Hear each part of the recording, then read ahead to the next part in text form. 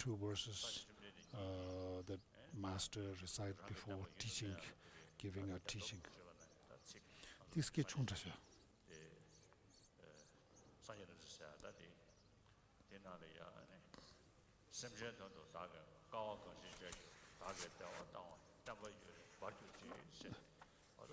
In the prayer called May the Dharma flourish at all times, there's one of the lines is the Buddha attained enlightenment after engaging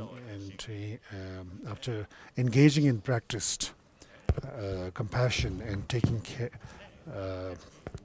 working for the benefit of sentient beings for eons, engaging in the practice of method and wisdom, and finally attaining enlightened. And the prayer says, due to the power of that, may my Dharma last for a long time. So therefore, the Buddha generally has many Buddha body, speech, and mind qualities, but his main quality is his quality of compassion and love. We have already talked a lot about that in the last few days.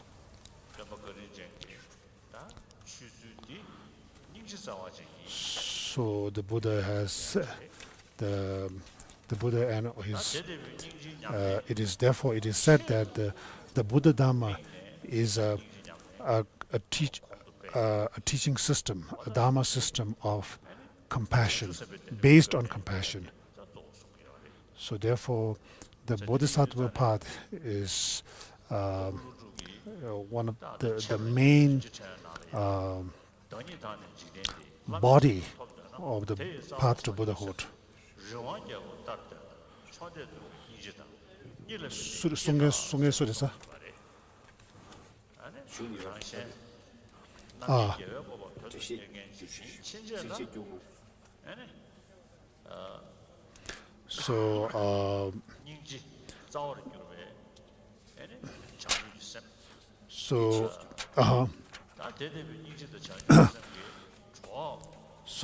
In order to attain enlightenment, the path combination of bodhicitta and compassion, rooted in compassion and the non-dual wisdom.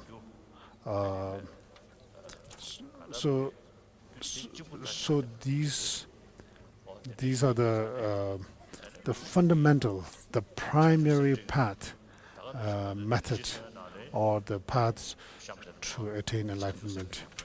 So now in this Ratnavali text also we will come through practice of bodhicitta, the perfections, and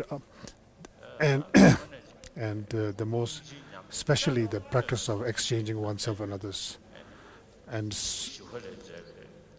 then the text which specializes in explaining the compassion, the practice of compassion, is Shantideva's Bodhisattvacharya, where it is said that all the good things in this world comes from the practice of compassion. All the negative things in this world, in the samsara, are results of negative actions,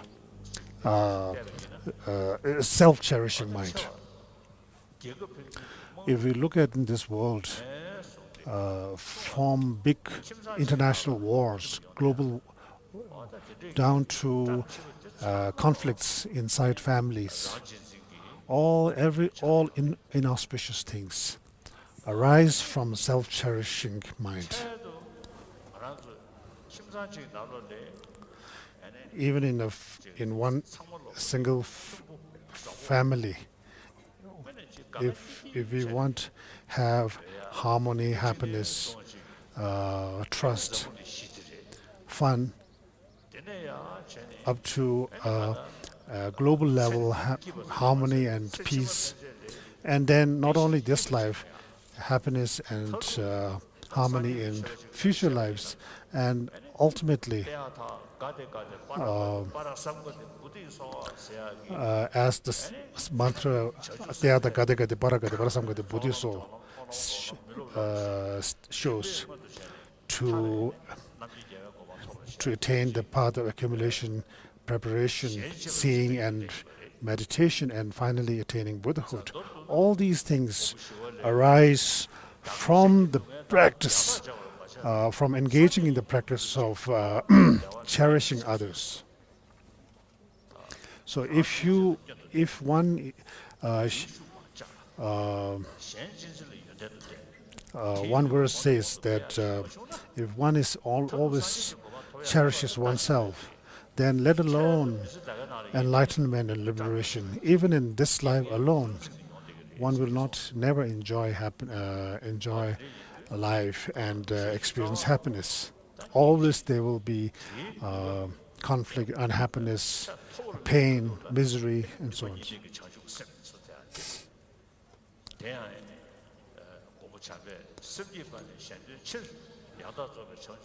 So therefore, the practice of bodhicitta, which has two causes, there's two which comes with two aspirations: the aspiration to liberate all sentient beings, and the aspiration to attain enlightenment for the sake of liberating all sentient beings.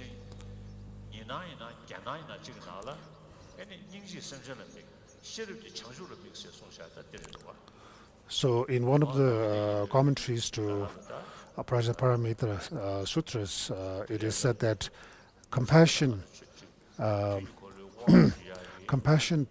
sort of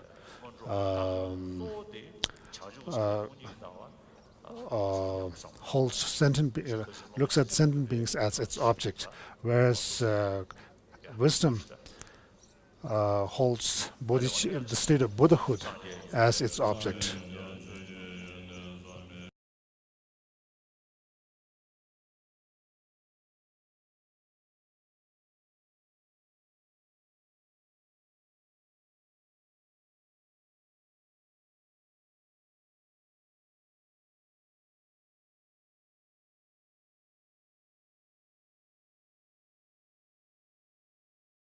There's still a large portion of the Ratnavali that we haven't finished. So since there's not much time, His Holiness says he wouldn't be able to explain too much, but he will just, whenever he comes across an important verse, then he will explain a little bit. Otherwise, he will just read out. So we just began with chapter 2. Chapter 2 of Ratnavali. The first verse, just as nothing exists when all parts of a plantain tree are removed, so is the case of a person when its constituents are all removed. So the second verse, which says, all phenomena are without self. This is the victorious one. This the victorious. Stanza 3.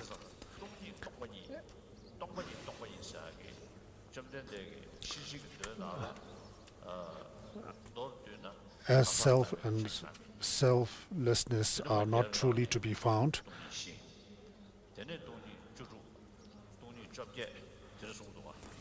so in the Prajnaparamita Sutras, there are explanations on different categories of emptiness, like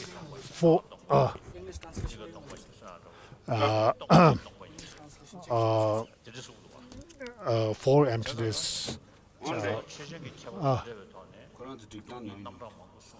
So like 8 kind of emptiness, and emptiness of emptiness, like that. So emptiness itself is same.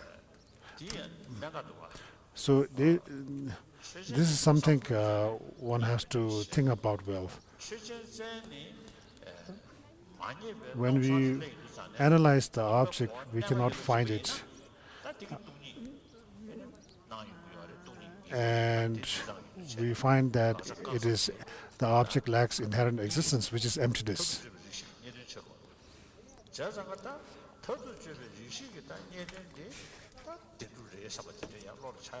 But there's possibility that when you don't find an object and sees lack of inherent existence, which is emptiness, then some people might think the lack of inherent existence is itself an inherent truth, because that was what was found at the end. So this is what is being trying to refute here. Even the ultimate truth that was found is also empty of inherent existence. So when we say something is untrue, the untrue is itself a truth. That's what people might think. So that is not, this is the text is explaining, this is a wrong view. What is found, which is the illusion or the untrue nature of phenomena, is itself untrue.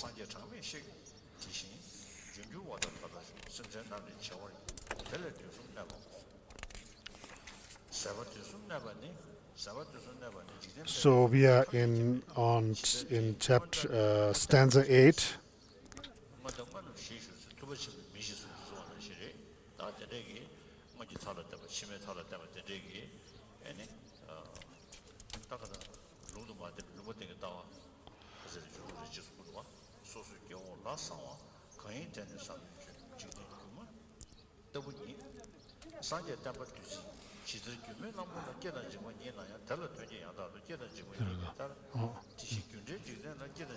Yes.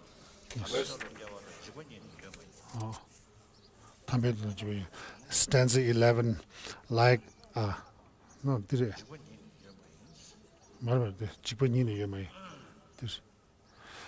likewise in an illusion-like world. Okay, stanza 12, an illusory elephant comes from nowhere, nor goes anywhere. Being merely a mental delusion, it does not ultimately exist. Stanza 13, likewise, an illusion-like world comes from nowhere, nor goes anywhere. Being merely a mental delusion, it does not ultimately exist. Stanza 14, aside from a transcending the three times and being a mere designation, how could this world, whether existent or non-existent, ultimately exist? Stanza 15, the Buddha for this reason refused to comment on the four aspects of finitude and infinitude, and both and neither.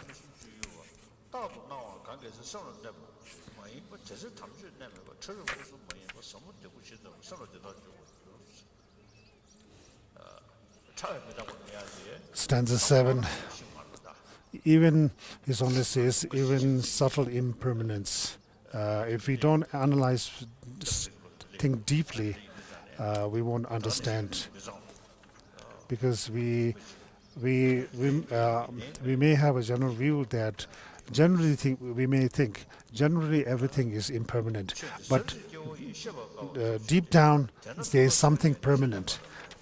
So this is a sort of a view that we may have. So even this is not true. Even at the subtlest level, made all material phenomena, things are impermanent.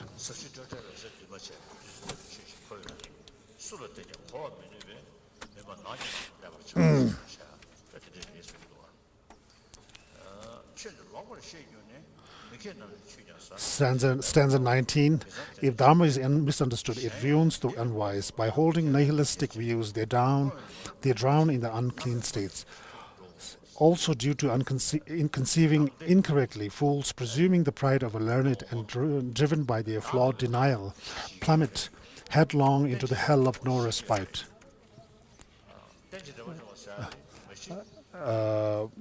There's also a possibility that we accept selflessness, dependent arising, and doesn't accept creator.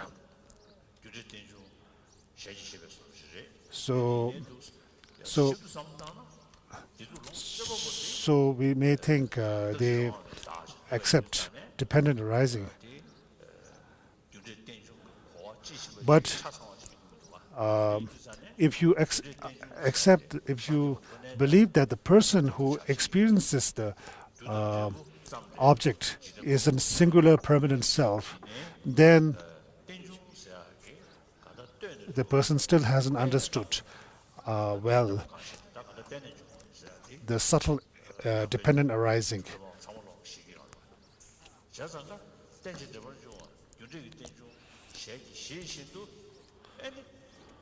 So even though there are some people who accept dependent arising, but still people there's possibility that there are some schools who believe that ultimately there's independent self.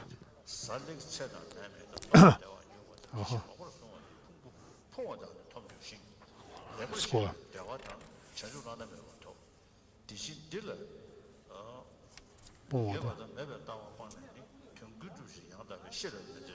Stanza 23.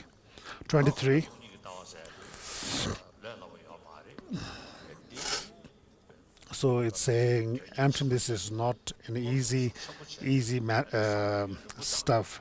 It is something you have to think very deeply, profoundly, over a long period. Also make supplications to your master, guru master, and to the Buddhas and Bodhisattvas, and slowly one has to gain some experience into the meaning and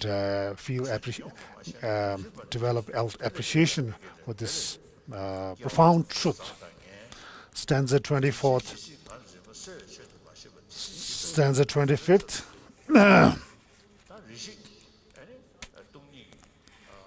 Stanza 25th, His Holiness says, even if one cannot gain a good appreciation of emptiness immediately, first one has to engage in the practice of generosity, ethics, and so on, which will give one confidence and one's merit to eventually understand the meaning of emptiness. Stanza 26, a king who puts Dharma before any action, retains Dharma in the middle and follows it at an end, shall encounter no harm in this and the subsequent lives. So this is an advice, since this is an advice to the king, the Sutex says, if you want to live a religious life, you have to act in such a way that you act virtuously in the beginning, middle, and end. And if you do that, you will be happy yourself, others will be happy in this life, in the next life, and ultimately you will be happy. Standard 27, standard 28.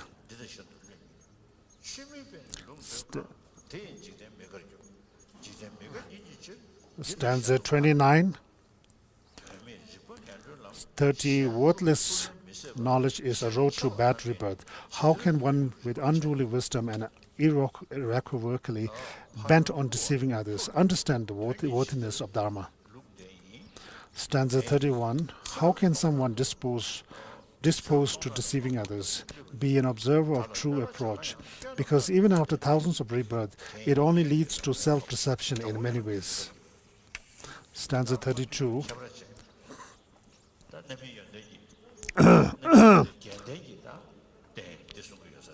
So here the text is stanza 33 is talking about higher rebirth. The 8 qualities His Holiness says, I think he said he's like generosity, speaking pleasantly, being helpful, practicing appropriately will help gather worldly excellence and Dharma as well. So the text says we have to be honest, don't lie, don't be deceptive. You know, in the general conception in this world is that if somebody is deceptive, people consider that person as a very capable person. These are very wrong views. Because of such perceptions in this world, even though everybody desires happiness, everybody lacks happiness. Just like Shantideva said in his Bodhisattva Charya, no matter how much happiness we desire, we always get unhappiness. Whether we listen to news or watch TV, television news, or listen to someone's conversation, it's all up. The subject is all about inauspicious things, bad news, sad things, tragedies.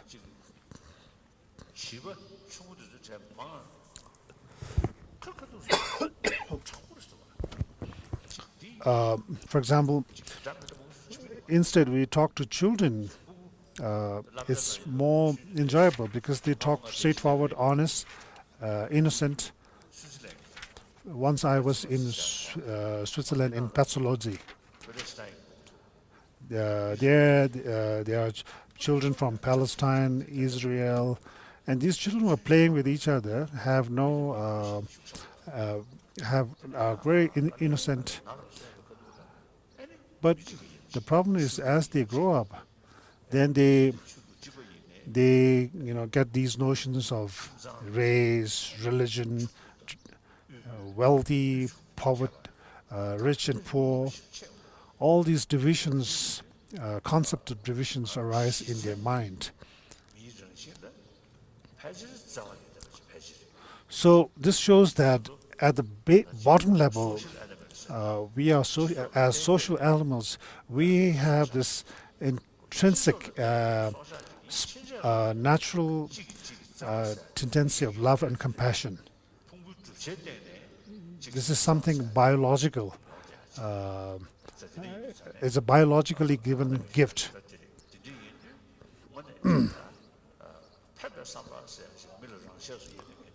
So the altruistic mind quality that we have which is innate to us and biologically innate to us, we have to cultivate and develop that more and more in our adult life.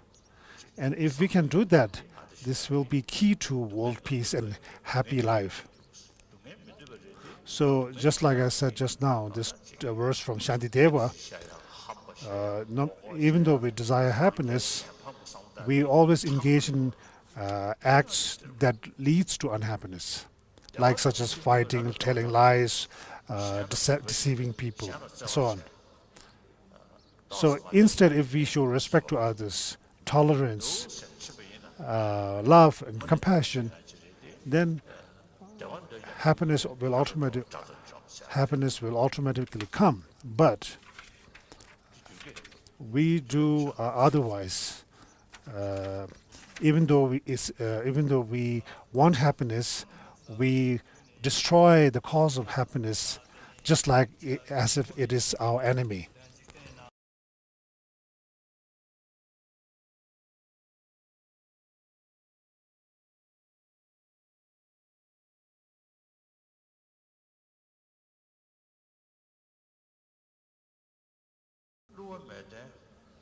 Stanza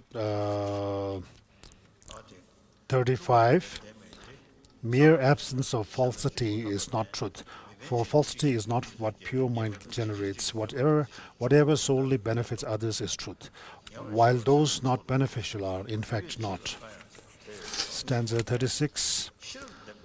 Just as the faults of a king are acquitted by a single act of generosity, so does his avarice obliterate the qualities he may have accomplished.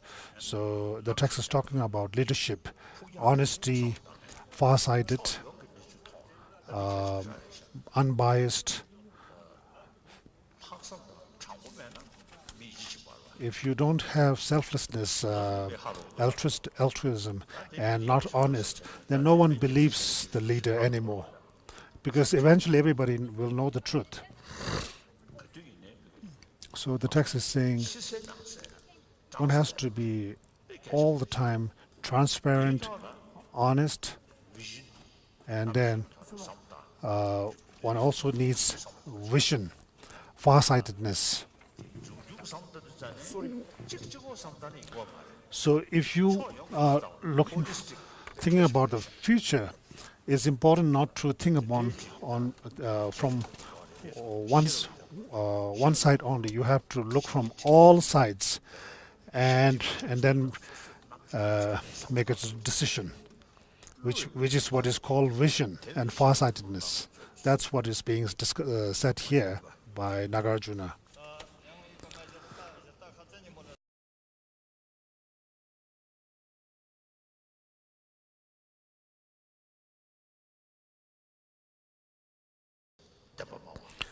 '39.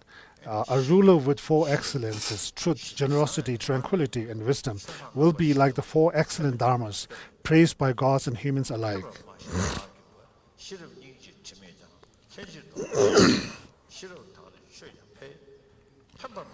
Stanza 40. Stanza 41. Those who speak beneficially are rare. Those who listen are extremely rare. Yet rarer are those who, despite all reproofs, immediately act to benefit others. Stanza 42. Stanza 43.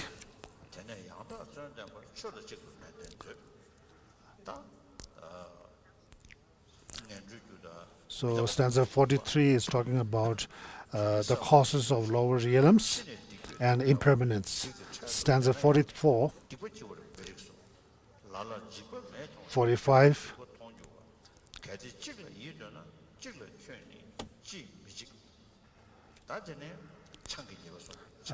46 talks about the disadvantages of being a drinker. 47 talks about gambling, the negative consequences of gambling. Gambling is the cause of desire and sadness, hatred, pretension, denial, distraction, lying, pride, and harsh speech. Therefore, always remain in abstention. 48 talks about sexual misconduct, what do you call sexual craving.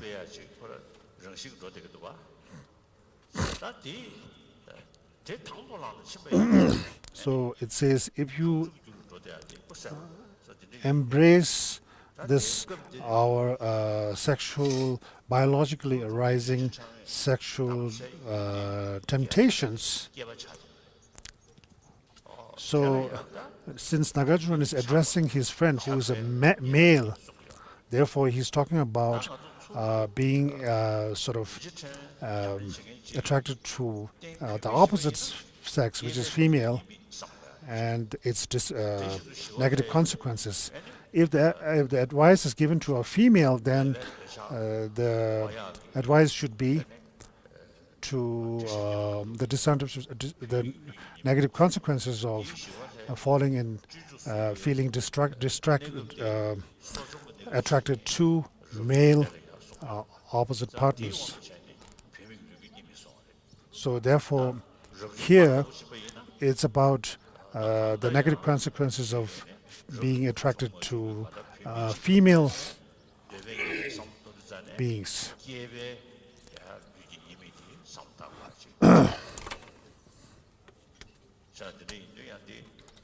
So this is something we have to know. This is the context is very important. The text is not being biased by talking about the disadvantages, the negative consequences of being attracted to female. It's only sort of talking in terms of the context. So it's 48 says, desire for women mostly arises from the thought of women's body as being beautiful. In reality, however, there is nothing clean in a woman's body. 49, how her mouth is a vessel of putrid saliva and repulsive dental plaque. Her nose is full of mucus, snot, and fluids, while eyes are containers of tears and dirt. 50, inside her belly are excrement and urine, and sacs for the lungs, liver, and the rest. Not seeing a woman as such, out of ignorance, one thus craves for her body. Just as a few unwise are attached to be bejeweled ways of filth, so do worldly beings out of ignorance feel the same towards women.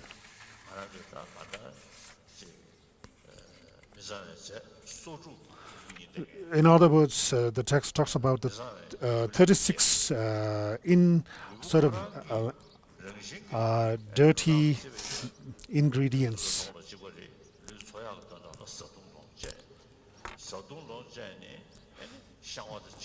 We have to eat in order to survive. And then the byproducts are, sort of thrown out of our anal and sort of our body. So the substance that sustains our body are themselves dirty.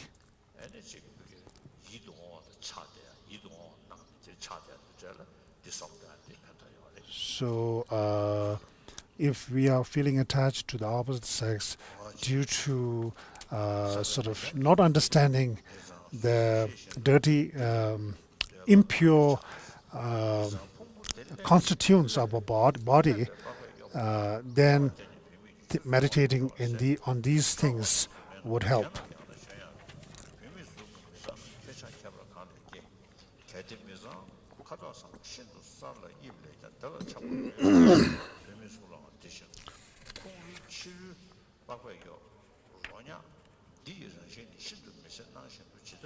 Stanza 59. Stanza 60.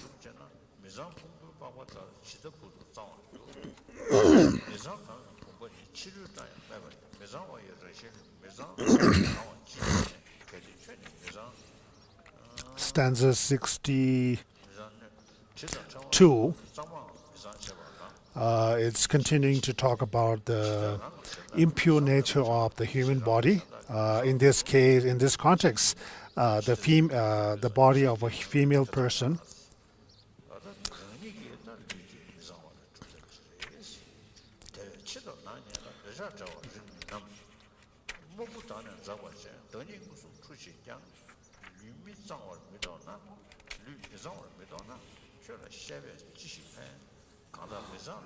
Stanza 66. Stanza 67. Stanza 68.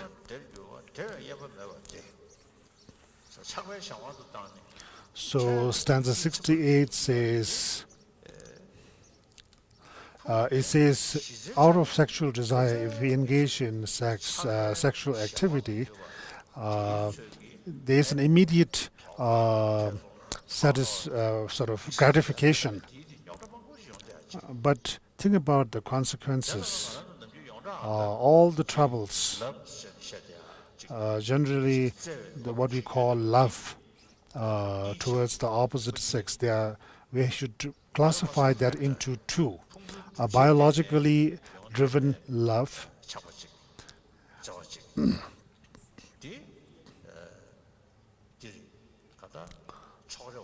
that is a biased love. The biologically arisen love is a biased love. It depends on how the opposite person sort of appears to you or reacts to you. So this kind of love is more depends. It's more close. That is more biased towards the close circle of people which surrounds you, like your loved ones. Now, the other kind of love that is mentioned in most religions, that love does not depend so much on the reaction the opposite person response or the response or reaction. In other words, response you get from the opposite people in return to the love you show them. But rather, this second love is sort of directed towards the person himself rather than his response. So this kind of love is more universal. It doesn't depend on whether the opposite person responds to you kindly or unkindly, or is thankful to the other people, are thankful to you or not. For example, we love ourselves because we want happiness. We do not want unhappiness.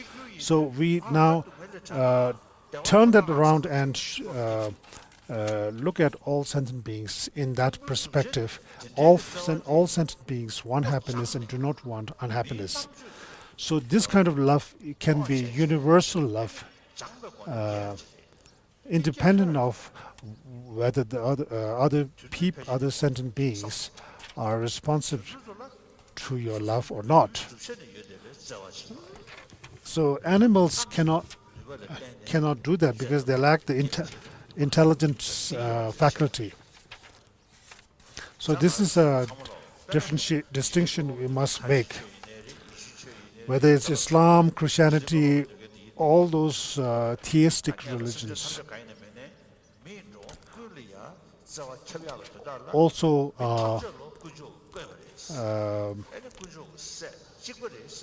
talks about universal love. They say all human beings are children of God, and so they direct universal love towards all human beings.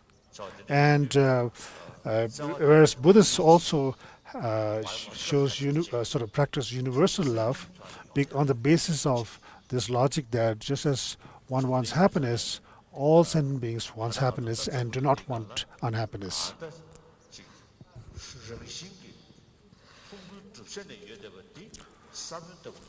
So now what we can do is, what we should do is take this biologically driven love as the seed, as the potential, and then cultivate it into a more logically based universal love.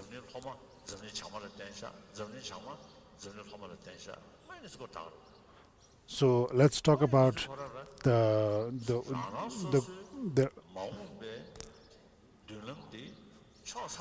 globe, the earth, the world. The southern hemisphere depends on the northern hemisphere. The eastern hemisphere depends on the western hemisphere, and back and forth, vice versa. So if we think in this kind of interdependent nature of our global human family, then our whole, even today's scientists say that fear, hatred, such emotions kills our immune system. On the other hand, if we have love and altruistic emotions, the immune system sustains better. So this is really true. From this point of view also, the spontaneous human nature, we can say, is being is compassionate, loving, kindness. If we can sustain these qualities, they can contribute to our health, hygiene, and even our longevity. So even with regard to our sexual desire, may give some satisfaction, but then ultimately it gives problems. So we have this biological desire, which of course gives some pleasure, but then it also gives rise to jealousy and a competitive feeling and so forth. And so what we are talking about when we say we need love is the universal kind of love, and particularly a love which can extend to our enemies, adversaries. So because someone actually is adverse to you, we call them enemies. And so if you have love, then universal love, then you can actually feel, think of or wish your own enemy to have happiness.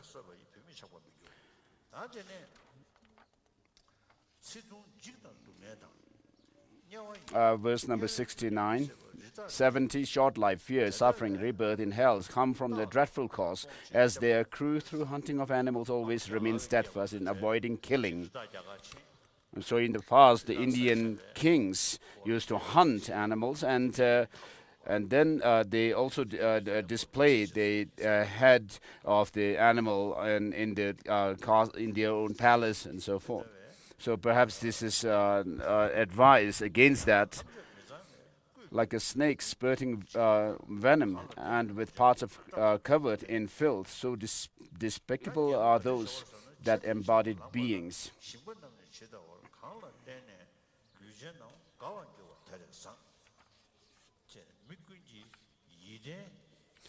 As huge rain clouds drift by, it brings joy to the farmers and so forth. So what you need to do is you should do things which actually please and delight everyone. So the subjects, for example, should feel that the king is their hope and they can trust him. So likewise, admirable are those in whom worldly beings take delight. And then verse number 73 down shows the methods for definite goodness.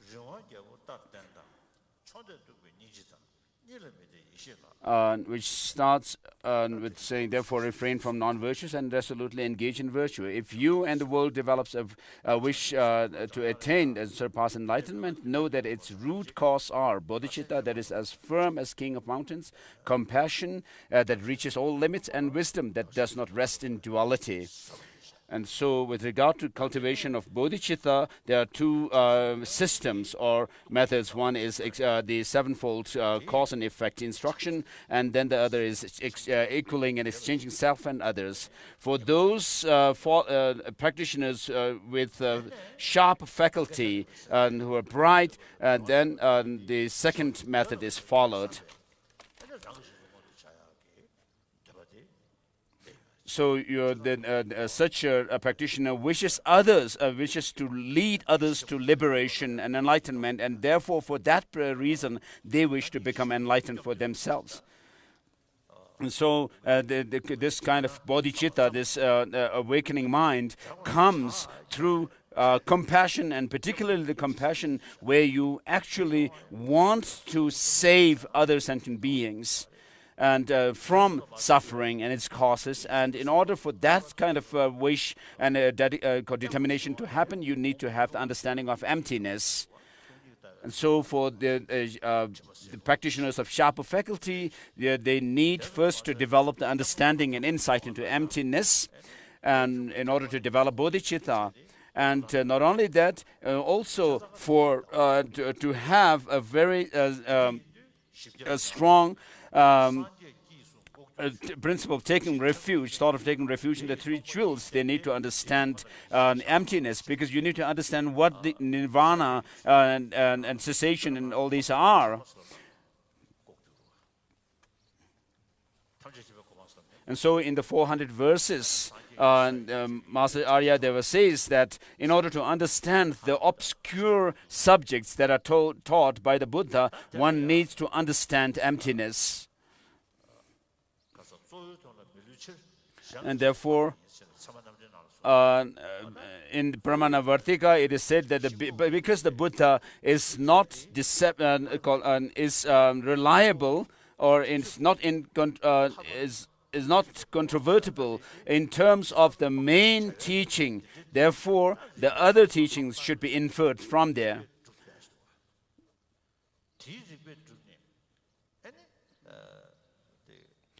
So with reason and logic, we can actually prove the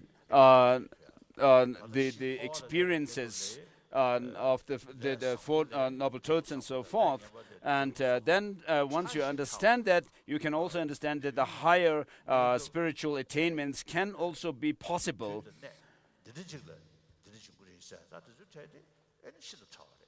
And then there are teachings which are very obscure to us, where the Buddha says, oh, such and such things will happen in the future, like making prophecies, and also the the subtlest aspect of karmic working are very obscure to us, extremely obscure phenomena to us, and therefore, by understanding the main teaching pertaining to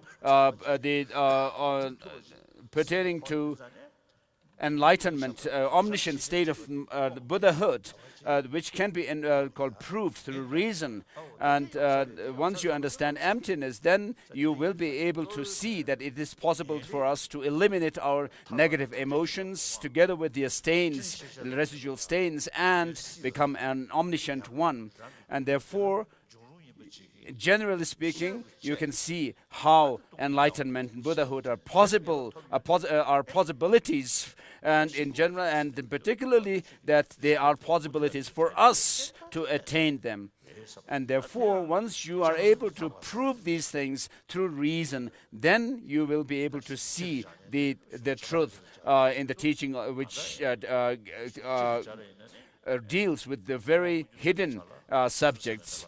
And therefore, in order to see the truth in these very obscure subject matters of the teachings, we should see that those teachings are incontrovertible in terms of three aspects. What the Buddha has taught in terms of what is obvious to us, that there is no contradiction in that, and then what is taught about with regard to things which are slightly obscure to us, and then finally we can see that infer the very hidden phenomena also to be true, true.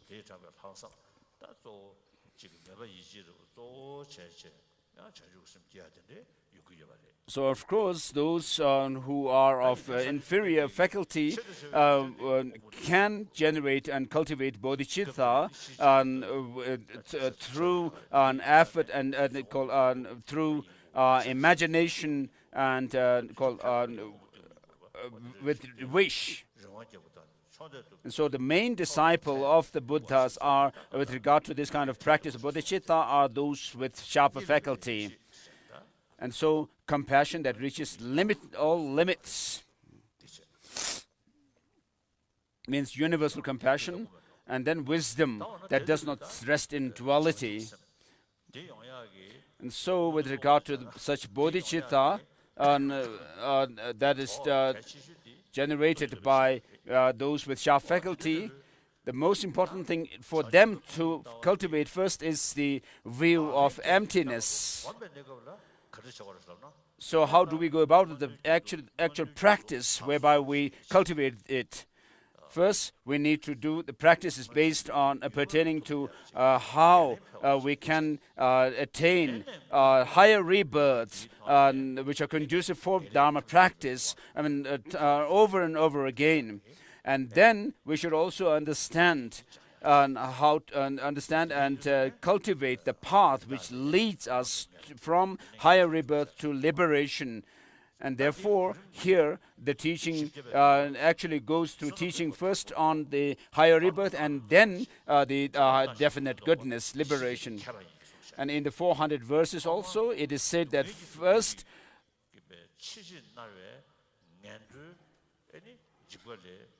we need to do away with non-meritorious karmas or actions which lead us to lower realms of existence.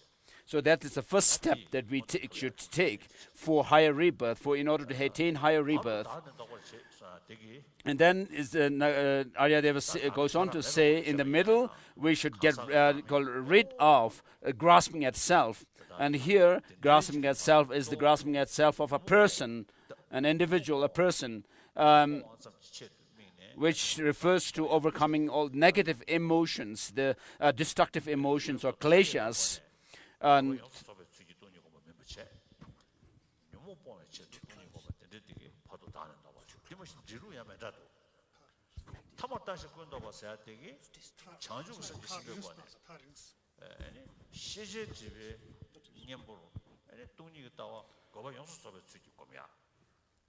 Okay. And so then, having attained the path leading to higher and called definite goodness, having trained in this path, then you actually dedicate yourself for the benefit of others. And in order to be able to attain the final goal, ultimate goal, you need to develop this understanding of emptiness.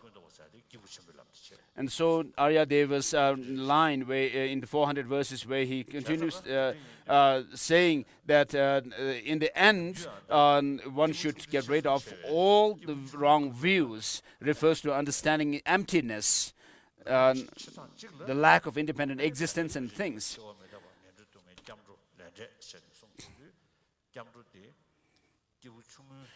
So in the Lamrim, the graduated path to enlightenment, there's a way of leading disciples by teaching on the preciousness and the rarity of difficulty in finding higher rebirth, and then the impermanence nature of such a higher rebirth, human life, and so forth, and then our karma, and then taking refuge in the three jewels. So the actual teaching of the Buddha should be given in such a way that the people, the disciples, understand the truth of Dharma, and called the cessation, and then on the basis of understanding that the possibility that there's the possibility of attaining nirvana and enlightenment, then you should lead them into the other practices.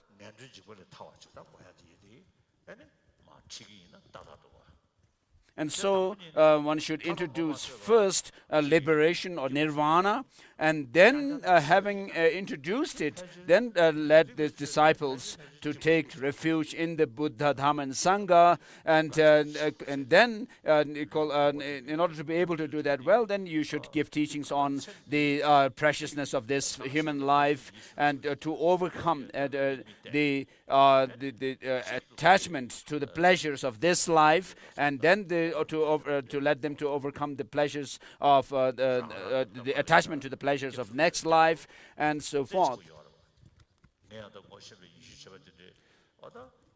So otherwise, without seeing reason for taking refuge, and of course, even it would be like following atheistic religions, who also have single-pointed faith in their own God or the Creator. And so they have such an intense and powerful and strong sense of taking refuge in their own God. And when they do so, they even shed tears. And so, with regards to overcoming the attaining higher rebirth, there is a teaching on the 10 virtuous actions, which is to say to abstaining from the 10 non-virtuous actions, the morality of abstaining from these 10 non-virtuous actions, which are like common to even the non-Buddhist traditions, except with regard to the wrong view, which could be interpreted according to the different religious traditions themselves. And therefore, first give teachings on the true truths to introduce the liberation, and see understanding, develop the understanding of selflessness, and then see the truth of the teaching and the cessation and so forth, and then one can see the truth in the truth of the teacher and the Sangha.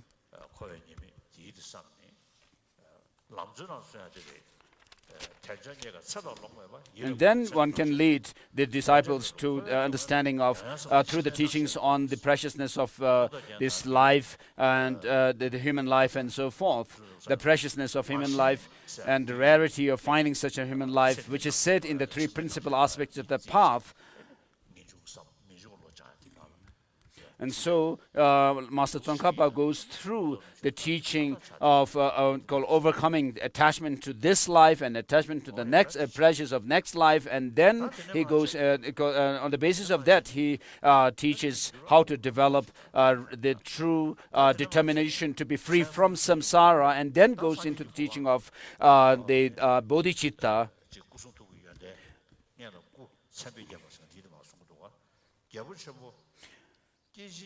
And then verse number 75 down shows the 32 major marks and of the Buddha. Oh, great king, listen carefully as to how your body can be adorned with the 32 major marks of an excellent being. So, of course, a king's body has come about or through a huge merit. And how do you go about with the practices which lead to attaining such marks? By worshipping reliquaries, sacred objects, exalted beings and elders. Your glorious hands and feet will have marks of a wheel, indicating your becoming a universal monarch. O king, always remain firm in your cultivation of Dharma. Through this you shall become a bodhisattva and have evenly formed feet.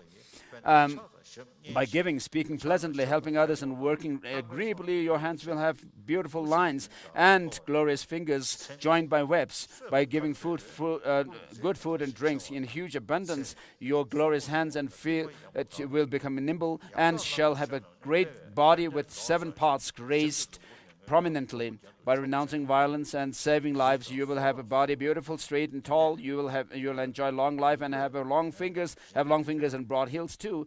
By preaching the Dharma you practice, you shall have charisma and a clear complexion. The ankles of your feet will not protrude, while signs of hair growing upwards will be seen. By receiving and imparting knowledge on philosophy, art, others respectfully, you will have the shanks of an inner deer and shall become wise and highly learned. By engaging in unyielding practice of giving away wealth and riches whenever besought, you will have broad and healthy hands and become the world's perfect protector. By helping to reconcile between estranged relatives and friends, the glory of having secret organs retracted within will therefore well ensue. By giving mansions and seats equally comfortable and cozy, one's complexion will be like stainless gold and shall be extremely smooth in texture. By conferring unexcelled authority and following one's seniors, you will have beautiful single strained hair and a face adorned with a beautiful mole of coiled hairs. By speaking pleasantly, delightfully, and politely, and acting upon one's elegant speeches, the point of shoulders will be round, and the points of your shoulders will be round, and the torso will be like lines. By serving the sick and nursing them, you will have broad chest. You will also remain composed and have unmatched taste buds. By striving in accordance with the Dharma, you will obtain crown, protrusion, and a body with its height and width well proportioned like a banyan tree. By making honest and gentle speeches for a long time and on right occasions, O Lord of humans, you will have a broad tongue and possess the melodious voice of a Brahma. If making truthful speeches constantly and ceaselessly, you will have jaws like a lion and will become gloriously invincible. By showing great respect, serving others, and engaging in whatever inappropriate, you shall have teeth very white, lustrous, and uniformly seized. And so these different marks of enlightened beings are also mentioned in Abhisamaya Alamkara and the Mahayana Uttara Tantra.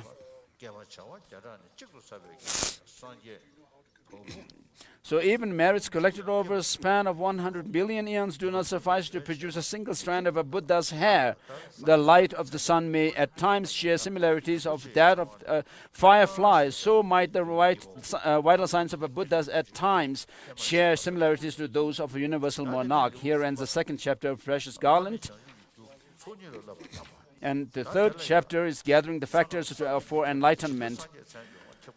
The first verse says on how the prominent features of the Buddha arise from inconceivable amounts of merits. O great king, listen to the teachings from the great Mahayana sources. So merits derived from solitary realizers and those of learners, non-learners, Shravakas and Pratyeka Buddhas, referring to as well as all sentient beings, are as infinite as universe. Yet from 10 times as much as these, a single hair pore is produced, and all pores of the Buddha arise in a similar manner. From 100 times the merits needed for producing all hair pores, a single exemplary mark is thus said to arise. O king, by accumulating as much merits, one successfully develops a single exemplary mark. This continues on up until 80. So these are going through the 80 different marks, minor marks of the Buddhas.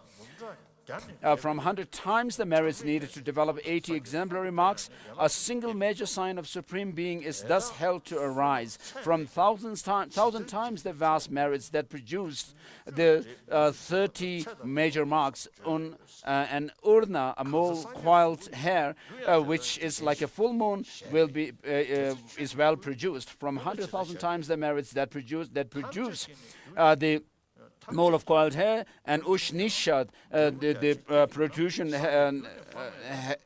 crown, and an impeccable crown protrusion of the great Savior is well produced. From 10 million times 10 millions of merits that produce the crown protrusion, a conch-like throat of Dharma, of the wilder of 10 powers is produced. Even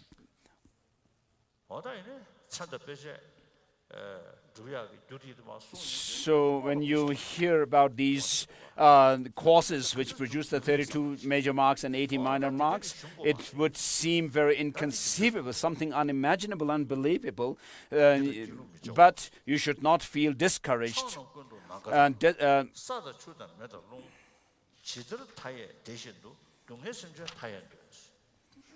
So it says space, earth, water, fire, and wind in all directions are infinite, and so are suffering beings said to be equally infinite. Through Bodhisattva's loving compassion, it is certain for these infinite beings to be released from suffering and led to the state of enlightenment, Buddhahood. Having remained firmly in this, one may be asleep or awake, and from the time one vows this intently, one may become imprudent.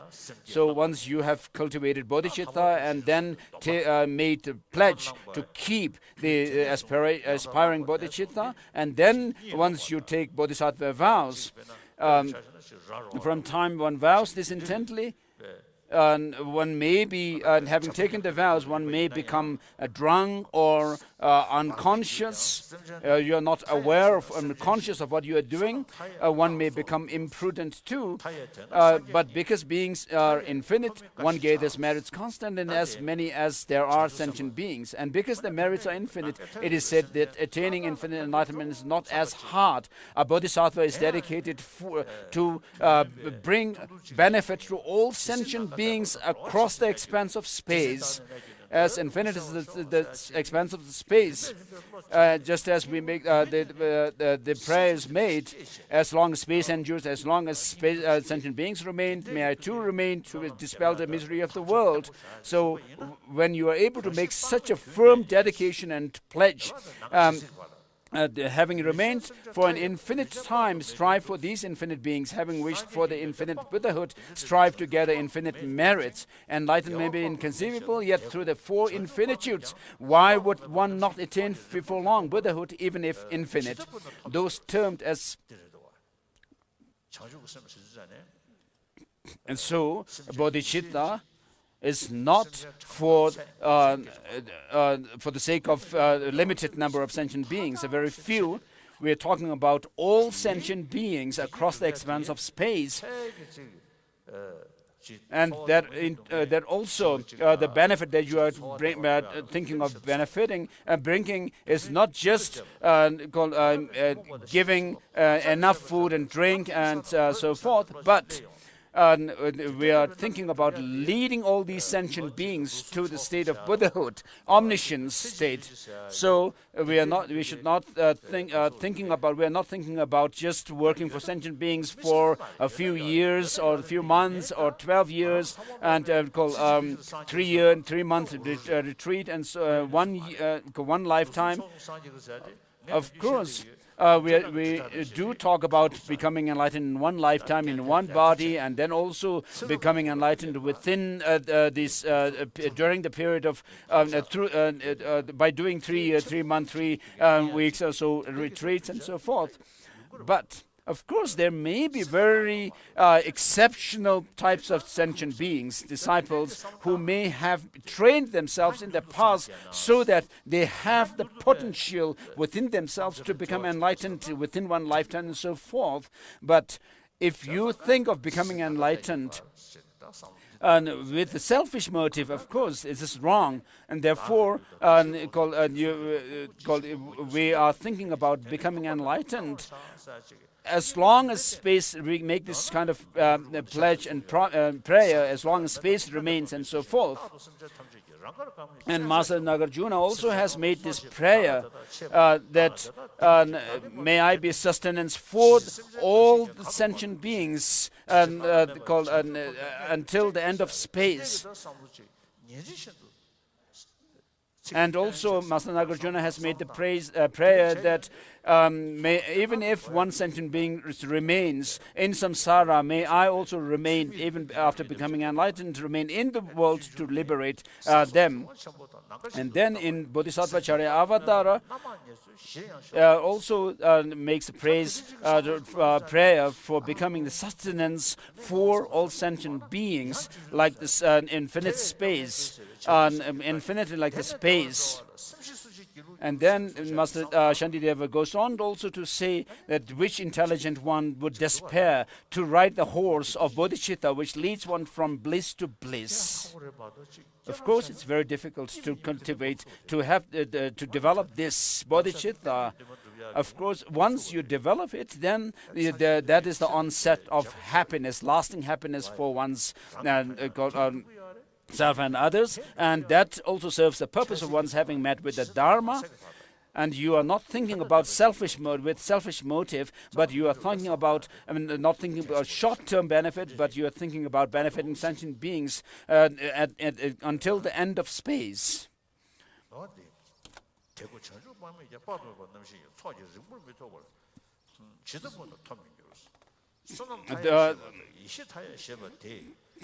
So those termed as infinite merits and that termed as infinite wisdom swiftly eliminate all suffering of both body and mind.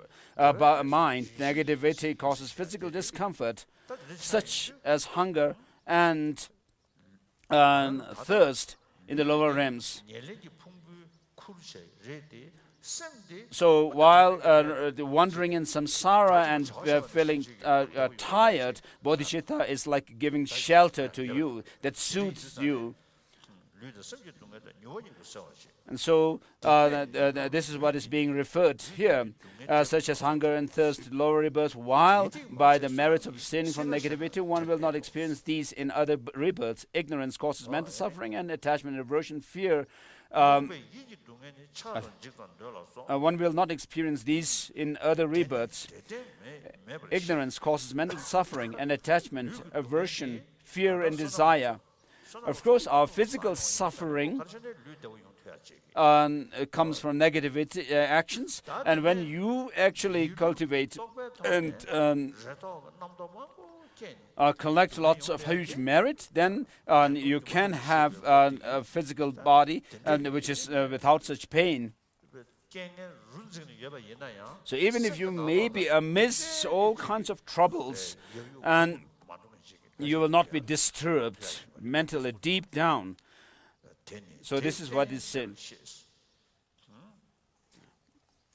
So one will not experience. And yet, by understanding this lack of true basis, one swiftly eliminates them all. And so our attachment and anger come from ignorance, which is a totally distorted perception. So once you actually destroy all objectification of things, thinking and understanding that nothing really exists the way they appear to me, so by understanding this lack of basis means that destroying this objectification of things when neither physical nor mental pain cause them discouragement, why would they be disheartened to lead beings from within the realms of this universe? When even brief sufferings are difficult to bear, what need is be said about the prolonged ones? Yet, even if for infinity, what harm could befall on me, the one who is happy and sees no pain? And so, just like we say, just as long as space remains and so forth, such a one has no physical pain, and how could there be any mental pain? Out of compassion for world suffering, they remain behind for a long time. Thinking Buddhahood takes even longer. Wise ones do not feel discouraged. For the sake of virtue and eradication of faults, they always strive towards it. Realizing attachment, aversion, ignorance as non-virtuous thoroughly eliminates them. Seeing non-attachment, non-aversion, non-ignorance as virtuous, respectfully training them.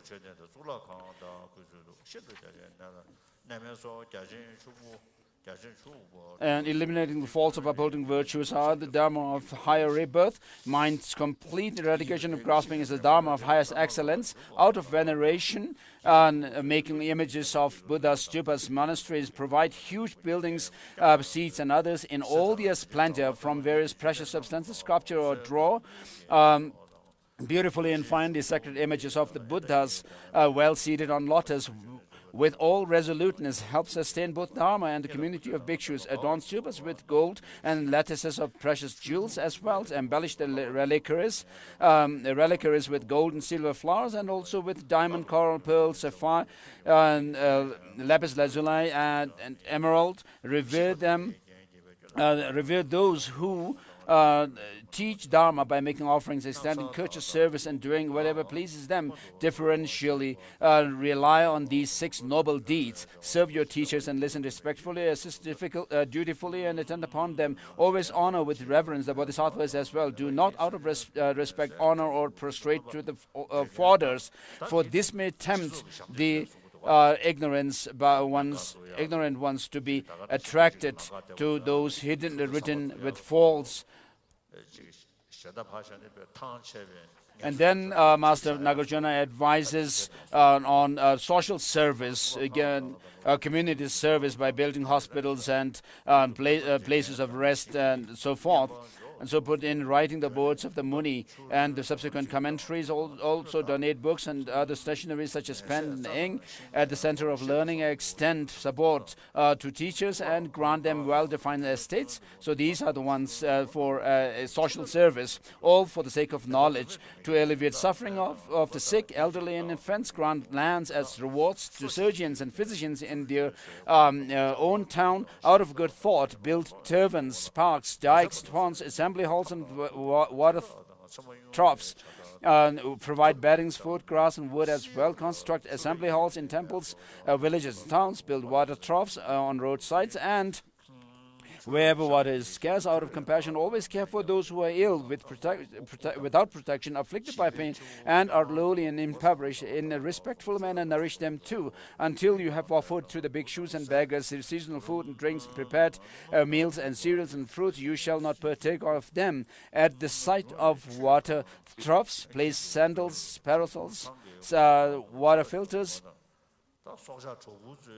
tweezers to remove thorns, the needles and threads and fans, and even give food to ants and insects and water and so forth.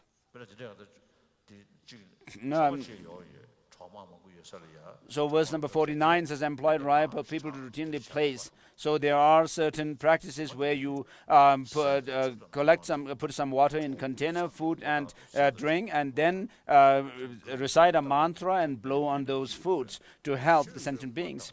So employ reliable people to routinely place food and water, molasses, and heaps of grains at the openings of ant hills. Before and after partaking of meals, always arrange food in your own way for hungry ghosts, dogs, ants, and for birds and others as well. And when there are also natural disasters or wars and conflicts where people are afflicted and impoverished, they should also be helped. So wherever there are wars and battles going on, of course, we should help. This is what Master Nagarjunas said. We see aids being given in around the world where there are wars going on, when refugees are fleeing their countries.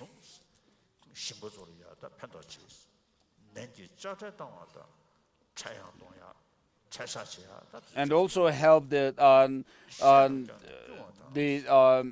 farmers by giving seeds, and also reducing the tax on their produce and so forth.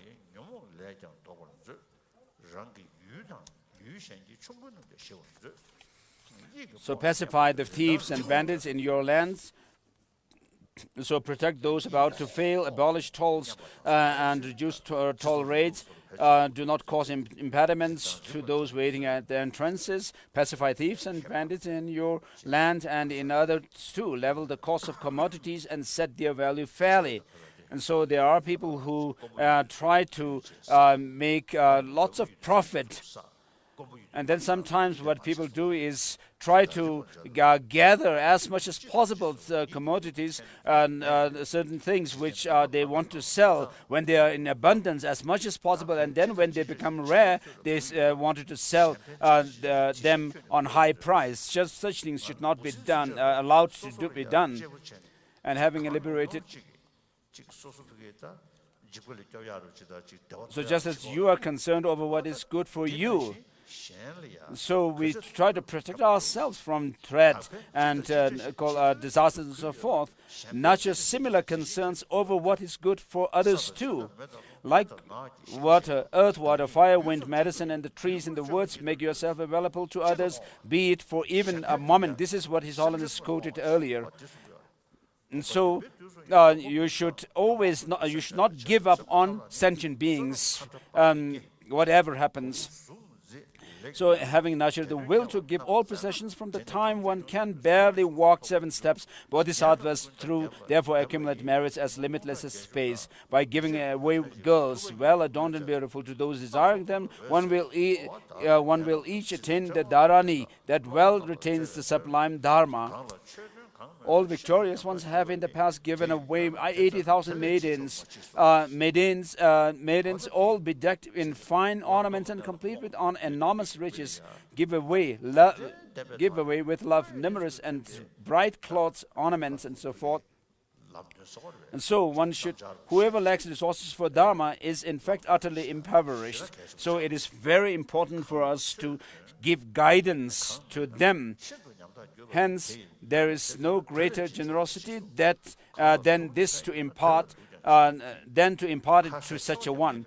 Give even a poison to those for whom poison is of benefit. Give not even the best for food to whom it does not benefit, as it helps to cut off one's fingers when bitten by a snake. So the Buddha said, help others, even if it may not be easy. And then next, verse 65 onwards shows the practice of the methods for accumulating wisdom. Extend immense services to the Dharma and to those who teach the Dharma. Listen with reverence to the Dharma and practice generosity by imparting Dharma. Do not revel in talks so mundane. And strive for, rejoice instead in the supramundane. Strive for others in acquiring good qualities, just as you would for your own self. And so you should not say that I have now finished Geshe examination and just forget the text. You should continue to read the text and be more educate yourself more, so that you can be of better benefit to others.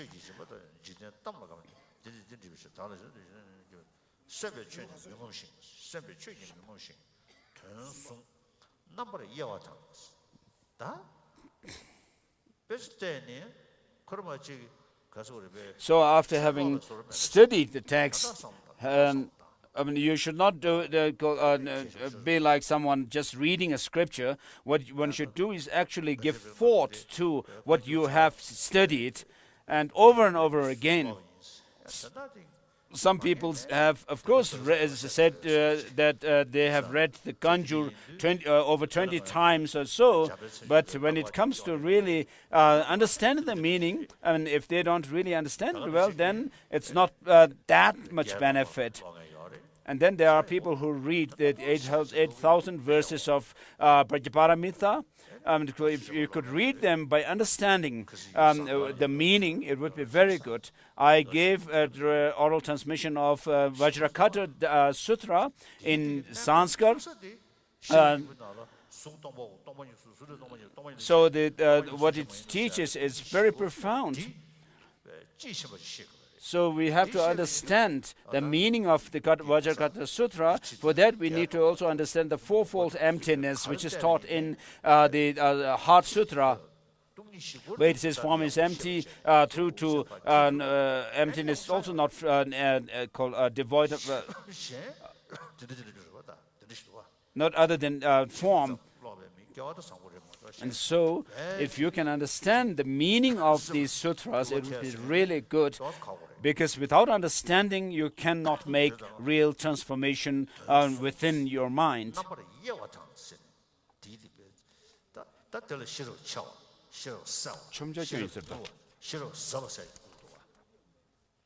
So you need to have the three types of intelligence: clarity, intelligence which has clarity, and profound clarity, and then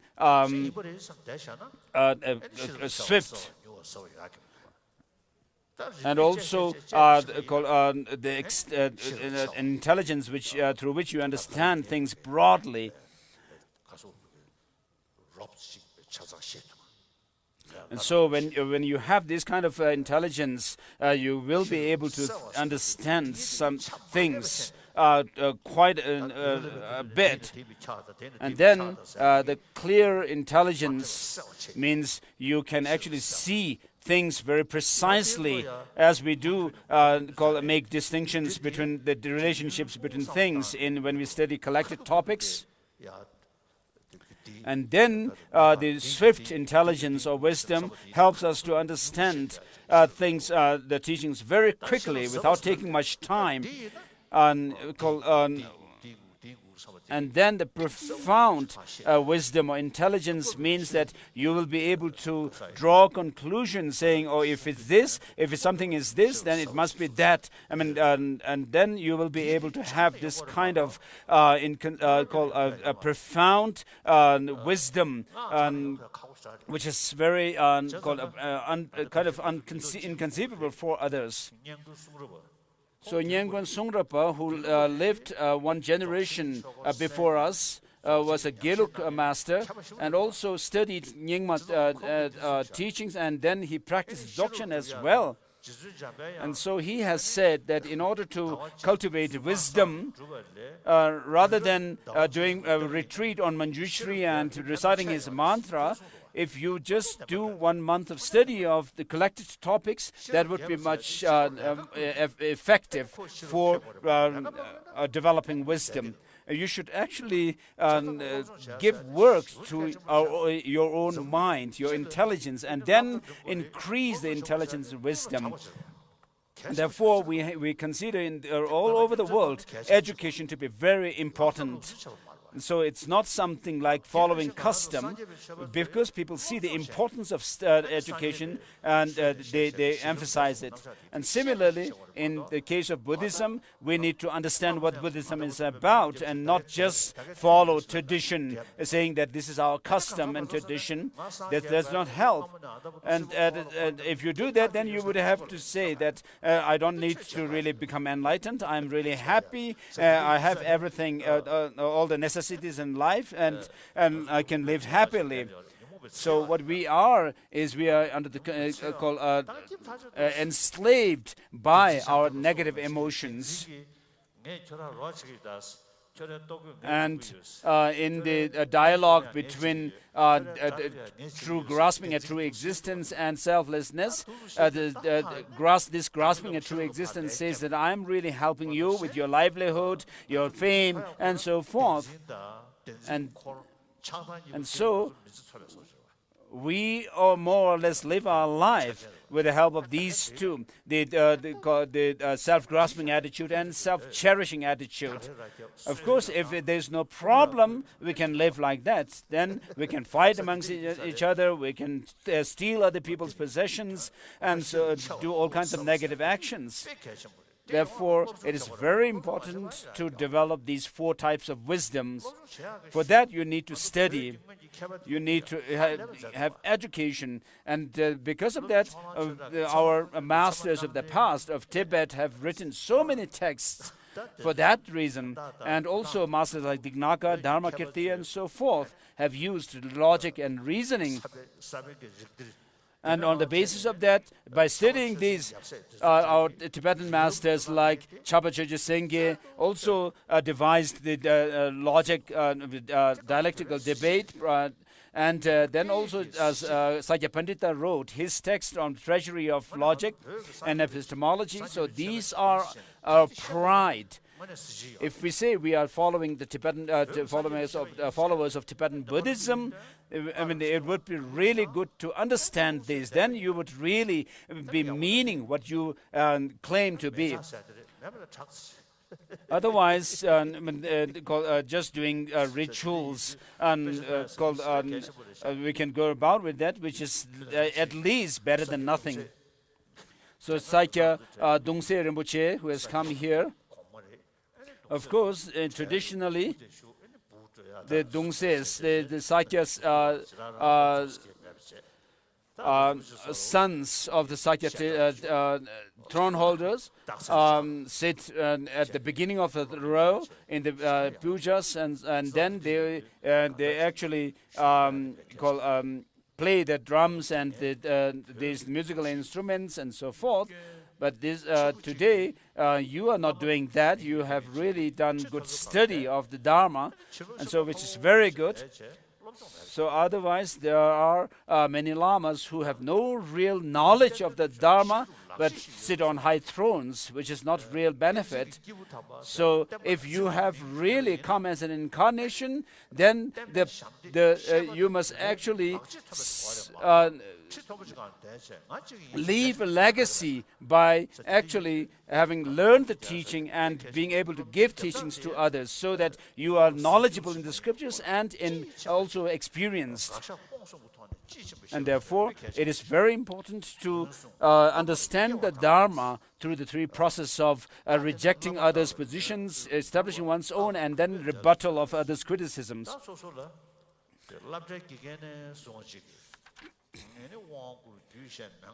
And so, beginning with the teachers in your school, then through to the Lama who has given you initiation, then they explain the Tantra, and then given with instructions, quintessential instructions, such a Lama becomes your root guru.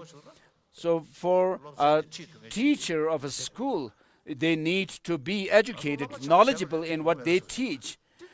But it seems that to become a Lama, there is as if this idea that you don't need to be educated. This is wrong, totally wrong.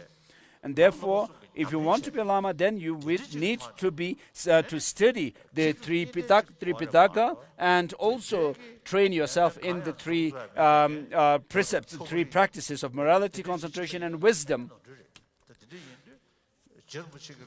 So while we may think that the teachers need to be knowledgeable in schools in order to be able to teach the students, the Lamas don't need such qualifications. Of course, Lama Tsongkhapa has said that the teacher, reliance on teacher is very important in Lamrim teachings. But in order for this to happen properly, the Lama himself must be educated, learned, and knowledgeable in the Dharma. For me also, if I'm not knowledgeable, if I don't have the education and knowledge, still claim to be the Dalai Lama and so forth, it's wrong. And Je Rinpoche has said in Lamrim Chemo, those who wish to tame others, discipline and control others, must first be tamed and controlled or disciplined themselves. So for a teacher, in order to teach their students, the subject must be first called familiar with to him or her. They must know it. Similarly, for a Lama, if you don't have the experience and the knowledge to teach others, how can you actually help others? And then Dzongkhapa goes on to say that with regard to taming oneself, it's not sufficient to have some kind of a partial experience of the Dharma, but one has to actually be trained in the three trainings of morality and so forth. The morality, concentration, wisdom, and so concentration. And so, before quoting these verses from the Mahayana Uttara Tantra, Master Tsongkhapa makes these remarks. Now, even in the Vinaya, one, in order to become the Upadhyaya, the precept master, one should have certain qualifications. And so, beginning with the Vinaya, and then we have also other qualifications in the Sutra and so forth. So, Lama, it's not sufficient for Lamas to have a labrang, their own private estate, and to have the name, the title of a Lama, but be knowledgeable in the scriptures and also be experienced with these three, must have these qualifications. And then, with regard to the disciples, the 400 verses says that the disciple must be unbiased, intelligent, and then an aspirant of the path. And so, when you have qualified teacher and a disciple, then, of course, you can go on with how the disciple relies on the correctly on the Lama in terms of relying through called offerings, venerations, honoring the Lama, and then mentally how to rely on the Lama, and then how to avoid the mistakes of relying on avoid the mistakes in terms of relying on Lama, and what is wrong if you don't rely on Lama and so forth, then those will work well. So once I met, about 20 years ago, I met a Chinese from mainland China who said that many Tibetans come to mainland China and China proper claiming to be Dharma teachers, Dharma Rajas. And then after a while, what they found was that these people who claim to be Dharma Rajas had actually come to China proper seeking money and women and sex.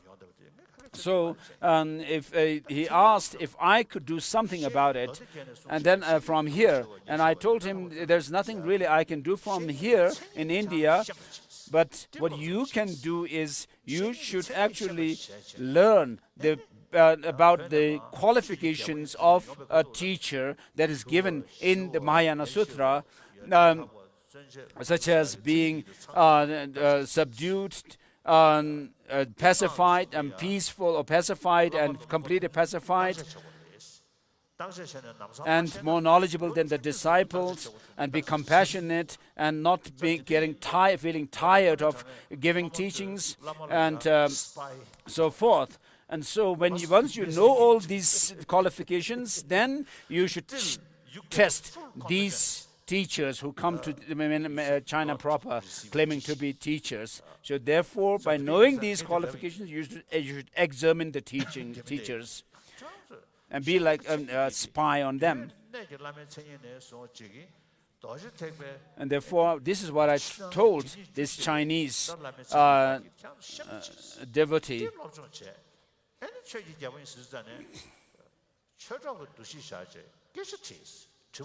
And so when people come to China proper, don't consider them right away as your Dharma gurus, but just consider them, regard them as Dharma friends. And then you can do so that you could have discussions on Dharma with them. And once you find them really qualified, reliable, then you can take them as teachers.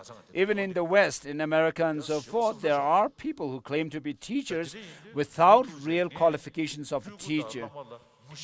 And so, out of desperation, I have actually come to say that between Lama and Tulku, a reincarnation, there are four-part relationship. There are those who are Lama but not Tulku, and who are Tulku but not Lama, and then both Lama and a Tulku, and something which is neither. And then today in Mongolia, there are people who claim in Mongolia who are in robes but without monastic vows. They have wives, and therefore we have a new term that has evolved because of this. Monks, monk with wife. Are you a monk with wife or monk without wife? You have to. We have to ask such things these days. These are signs of decline of the Dharma. So Master Vasubandhu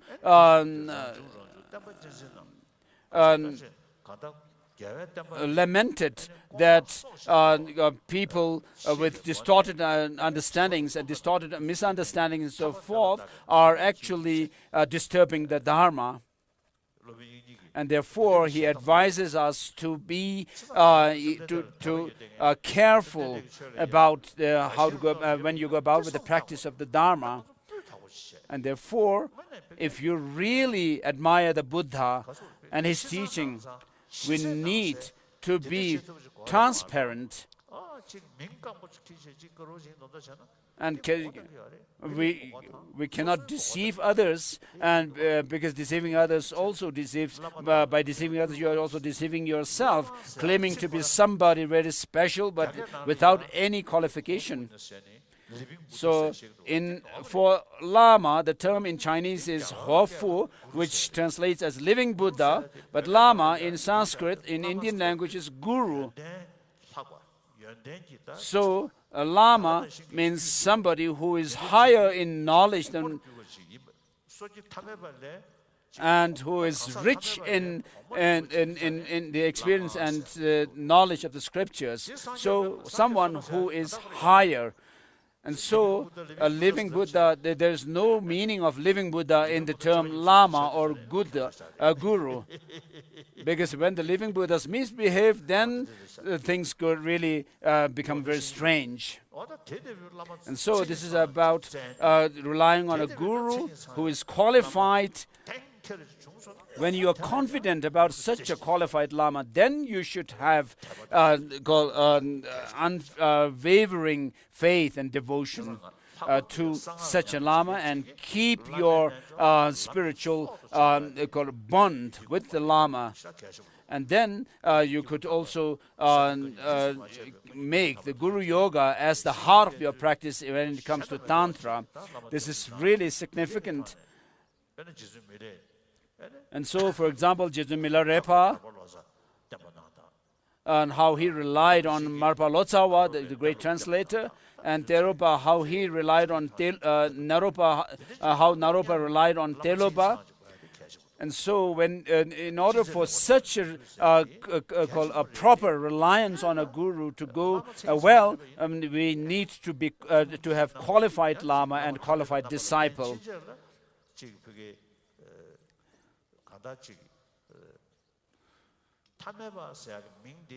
So, of course, and even if a Lama may be enlightened, but he shows in the form of an ordinary being. And showing up in the form of ordinary being means that the Lama actually assumes to have all the faults that we ordinary beings have. And so, because of this very fact, then we are able to have access to the Lamas. Asanga was said to have meditated on Maitreya for many years. Despite those many years of arduous practice, he was not able to have vision of Master Maitreya.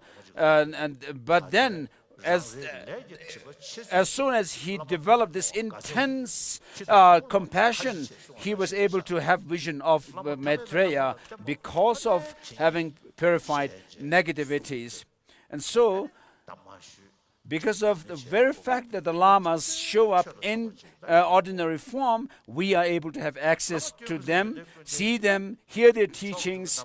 And if the Lama were to remain in the form of Nirmanakaya, which is a supreme Nirmanakaya form, or Sambhogakaya form of Buddha, of course we ordinary beings will not have access to them, their physical forms even, and therefore we will not be able to listen to their teachings also. And so because we have such a Lama who are showing up in ordinary form, we have the opportunity to listen to their teachings and practice the Dharma, and therefore it makes sense that we should have feel the gratitude to the Lamas and develop respect to them.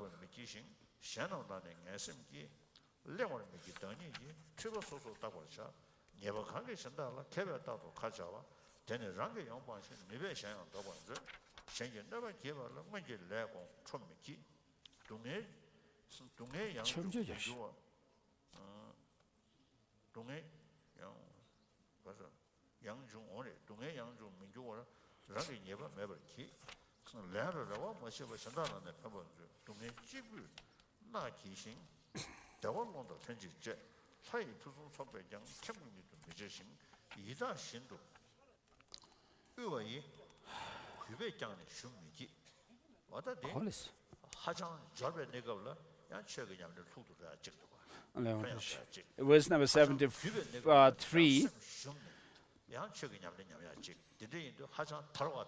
So with no expectations for any returns, extend help to others, endure your suffering alone. And verse number 73, should you, like the gods, find all excellences, show no arrogance. Should you, like hungry gods, suffer destitute, show no indolence. So if you are too rich, if you have too much of everything, then of course you will not be able to focus on, take interest in the Dharma. But if you are too destitute, then you will not be able to have the opportunity to listen to the teachings as well. And then even if a truth should lead to loss of one's life or kingship, always for your sake stand for truth and speak nothing differently. As explained, engage in austere practices constantly and appropriately, for only then shall the glorious one become the world's supreme authority. You shall at all times examine everything properly, comprehend things precisely. You shall not become liability to others. Through Dharma, your kingdom will find happiness. Your expensive banner of fame shall reach all directions, and you shall be revered by your ministers. And then next verse shows the impermanence and death. Factors causing death are many, while causes of survival are few, which themselves can lead to death. Thus always engage in Dharma. By constantly practicing Dharma, you and all others in this world shall find a tremendous joy, which is for the moment commendable. Through Dharma, you shall sleep happily and also wake up happily, harboring no vices. Within oneself, you shall see pleasant dreams.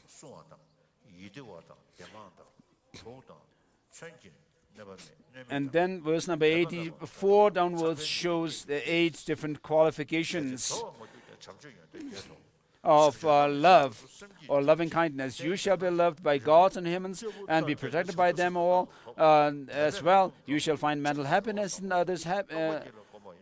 other happiness too, and remain immune to poison and also weapons. You will effortlessly accomplish your goals and will be born in the realm of Brahma. Even if you do not find liberation, you shall still gain these 8 qualities of love. If you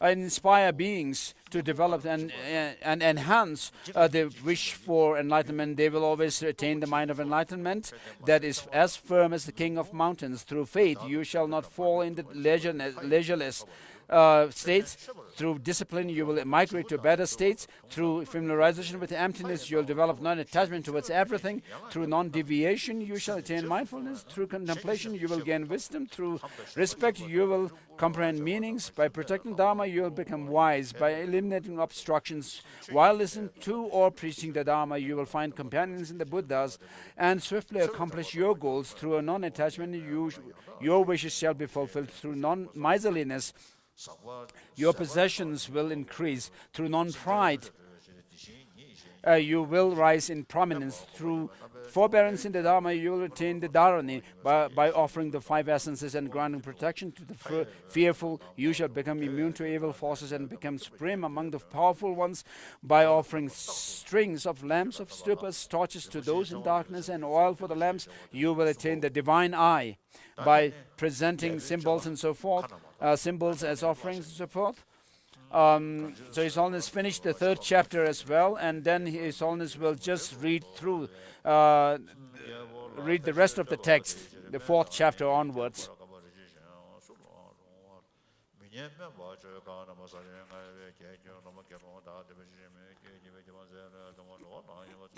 So what is inappropriate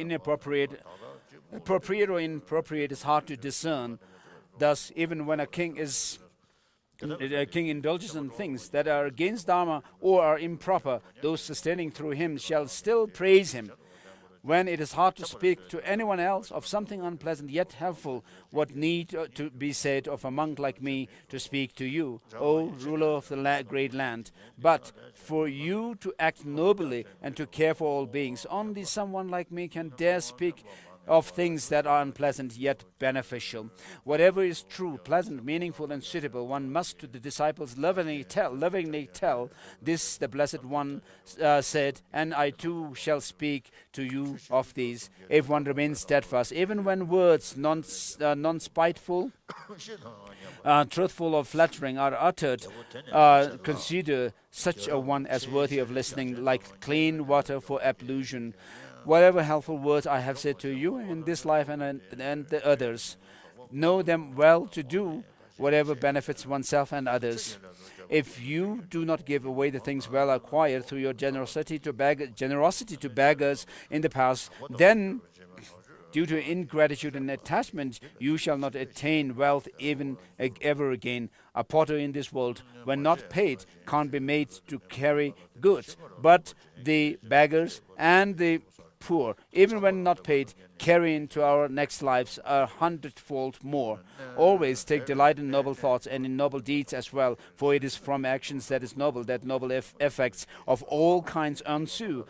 O King, establish centers of Dharma and install images of 3 jewels. The 3 jewels that draw fame and glory, which lesser kings cannot even fathom. O King, it is wiser not to establish the centers of Dharma that do not horripilate the wealthy kings, for it brings no fame, even after death. On finding things magnanimous, avoid arrogance and instead develop joy over your magnanimity. For the inferiors whose joy have diminished, use all your resources for their sake. As you give away all possessions and wander helplessly elsewhere, all that you do for Dharma shall come to you as you may. And so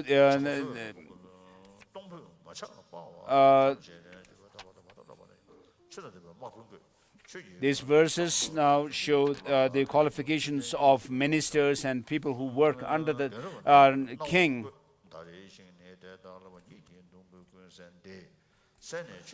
Such that for generals, verse number 24 says, for generals, appoint those who are generous, free of attachment, courageous and gentle, moderate in utilization of resources, steadfast and forever conscientious and virtuous. For chieftains, appoint elders who are inclined to Dharma and sincere, skillful, and understand all tasks, are erudite in the fields of sciences, and are well organized, impartial, and affectionate. Every month give ears to their reports of the incomes and their sources too. Having listened to them, instruct well on what to do for centers of Dharma. If you rule for the sake of Dharma and not for fame and pleasure, it will yield immense fruit, or else it shall be pointless. O king, when in this world beings often harm one another, so listen to how you can rule and follow the Dharma too.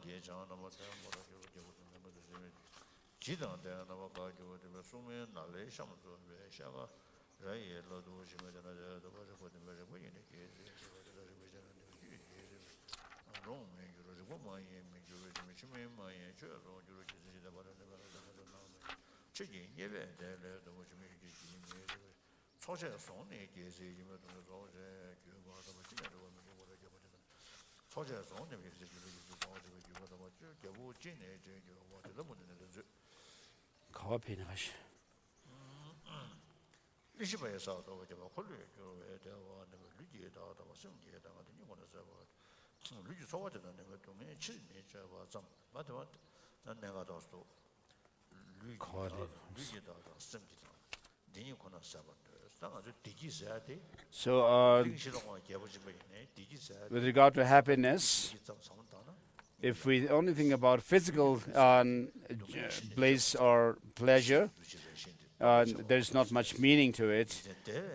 What we think about is the bliss or happiness within the mind.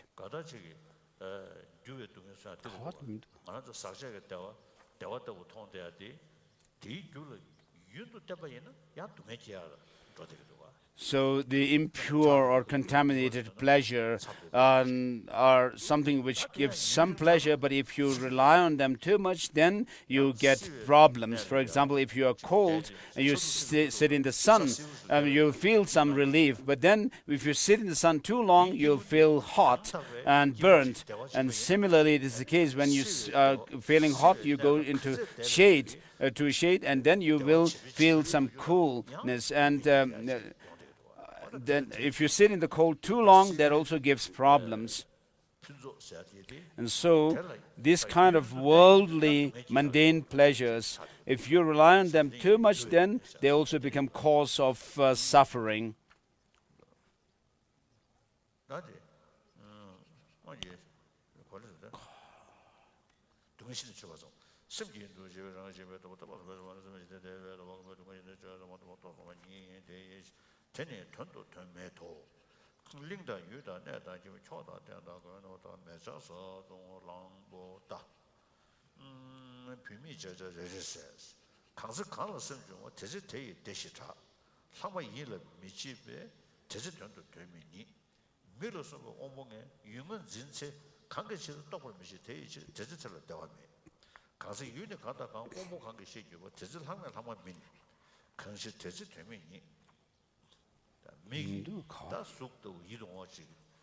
일 습을 좀 그둘라 나야 뒤집을 때베이나 야 나시 용대야디 직진행위도 되나? 차도야 그 용대도 어디서도 시바르시. 온부이는 미교가 나버셔본 중앙시 대베 유예 나발라 이기 민의 도바나 대원형 로버치 디나 온부지게니 전시셔봐 가인바 대야 되면 빠르면 대야 되면 빠르면 시도 받아라 전에 부모님을 좀 얻어라 되면서 오면은 나버셔본 중앙시 유니 대가 마온데 디에 나버셔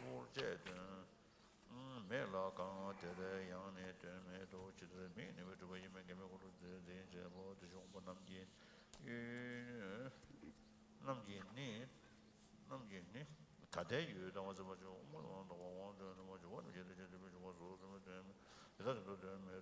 소소로 다대는 귀신 매배 매대교로 되나 체험에 요도 뭐 한번 해야 되는 게 메터도 주는 만남이 소 매배는 되버 되면 이제 수량도 되면도 남제소도 제도 남경도 소소도 되면 chapter 4 verse number 61.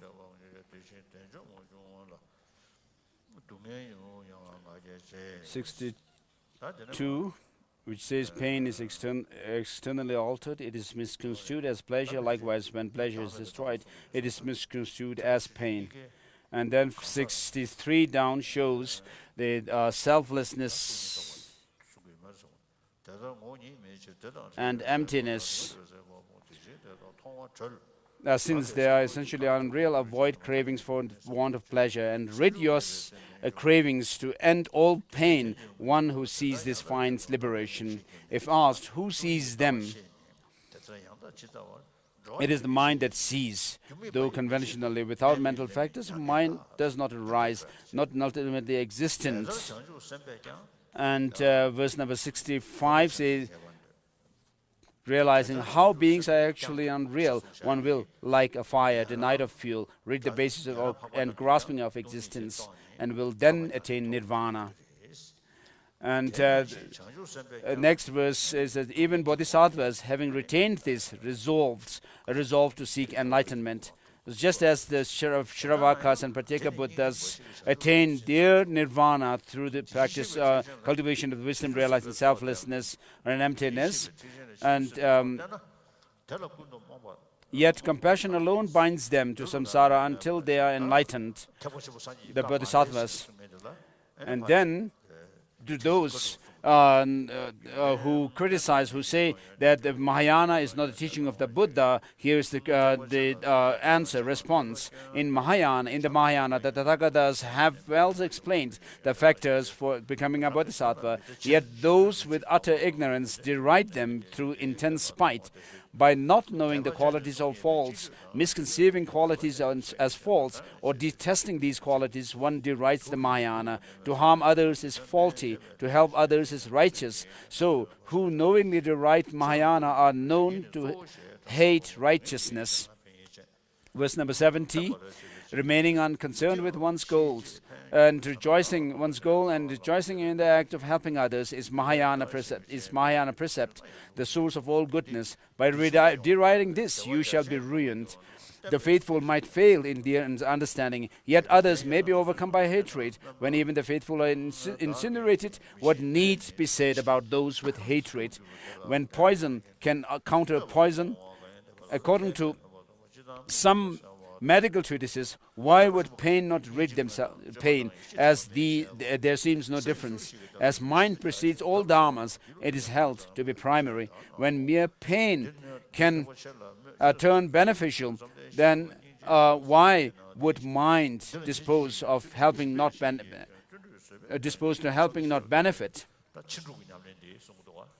And then comes the practice of the six perfections of the perfection vehicle.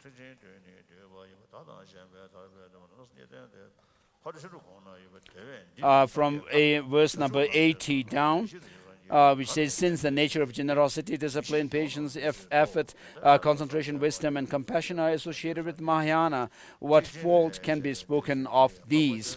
Discipline and generosity benefit others. Effort and patience benefit others. The concentration and wisdom lead to liberation, benefit oneself. Concentration and wisdom lead to liberation. This, in brief, summarizes the teaching of the Mahayana. In brief, whatever the Buddha taught about ways to benefit oneself and others and attain liberation.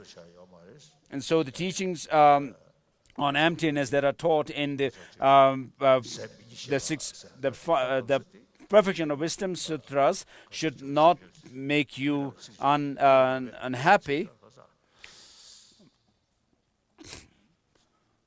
Are all contained in these 6 perfections. So these, in fact, the Buddha's teaching.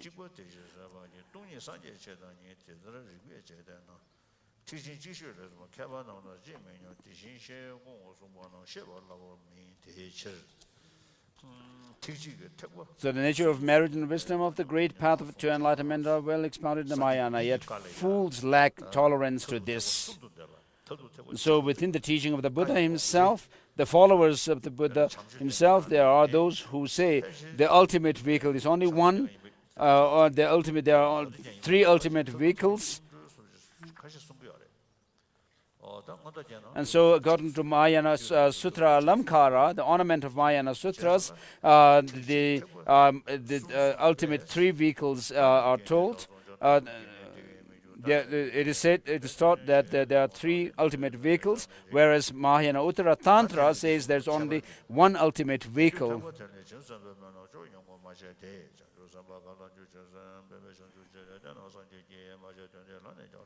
And so His Holiness was commenting on verse number 87, which says, if you consider emptiness as Buddha's greatness and see it as irrationally valid, and why do you learned ones not consider Mahayana to be just similar? And then verse number 90 says, since the vehicles of the hearers contains no bodhisattva prayers, no deeds or dedications, how can they become a bodhisattva? Intended primarily for the bodhisattva's enlightenment, the Buddha did not explain these elsewhere. Who, aside from the Buddha, can be a better testimony to this? So when the Buddha taught that there is the 5 aggregates are the burdens or loads, and that the carrier of the load is the person, he was kind of indicating that there is a person who is autonomous, independent, existing. Whereas in other teachings he has said that there's no person but aggregates, and at other times he also has said that both the person and the aggregates are devoid of any autonomous independent existence and so forth. So according to the disciples' dispositions, he taught gave these different teachings.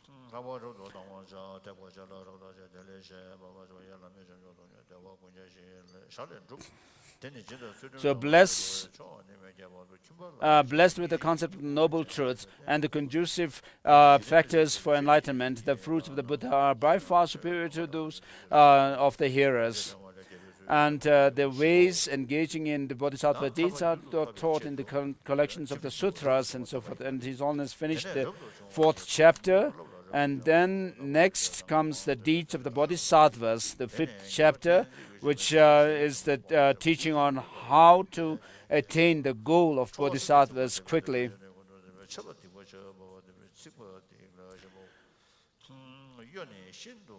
And then, as an ardent member, firstly develops respect for the trainings, exert rigorously in individual liberation vows, read extensively, and comprehend their meanings well. Verse number 2, 3, 4, 5, 6, and 7, 8. So here the 7 types of pride or arrogance are given, which are to falsely presume to be inferior to the inferiors, equal to the equals, and superior to the superior. Superior or equal to the inferiors is called egotistic pride. The others are, which it says pride is of 7 types, which I shall explain them here. So these are given. misconstruing oneself as superior or equal for any qualities is pride of superiority. Thus, one assumes oneself to be superior to even those exceedingly superb. And then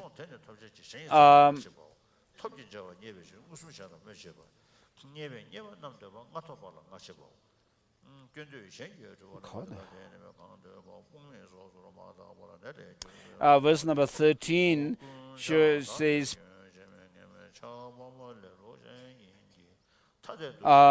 13 down shows the wrong livelihood. Pretension is to restrain from senses that crave for offerings and respect. Flattery, as mentioned, is to speak pleasantly for the sake of offerings and respect. Implicit begging is to praise others' possessions in order to obtain them.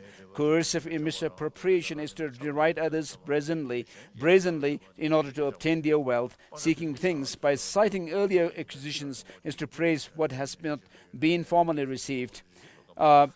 Criticism is to reiterate each and every mistake of others.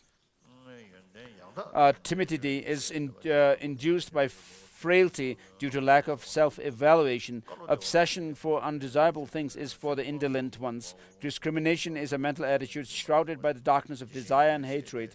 Not subjecting anything to mental consideration is explained as indifference of attitude. Laziness over agreeable activities results in loss of respect. Inappropriate consideration to the superior and the blessed ones make one an immoral person. Clinging is a minor, ever-abiding fetter arising from desire and attachment in the realm of desire, while intense clinging is a major, ever-binding fetter that is caused by desire. Desire is a mind infused with desire and attachment that is attached to one's own possessions. Inappropriate covetousness is to yearn for others' possessions. Unchaste desire for inappropriate person is to lewdly praise women one must avoid. Hypocrisy is to feign good qualities, though one craves for evil and lacks such qualities. Insatiable desire is extreme craving that lacks the joy of contentment. Ambition for power tempts one to brag over one's qualities in all ways possible. Intolerance is an inability to forbear when harmed or overcome by suffering. Irreverence is an act of disrespect towards the deeds, preceptors, and teachers.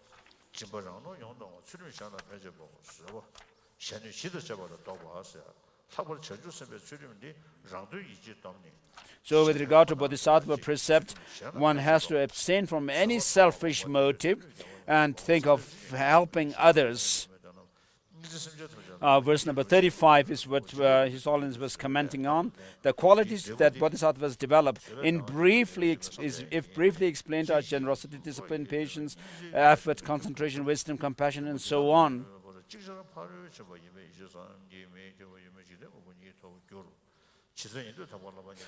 Verse number 34 says, these, the Bodhisattvas, must fully abandon, while those ordained must abandon even more.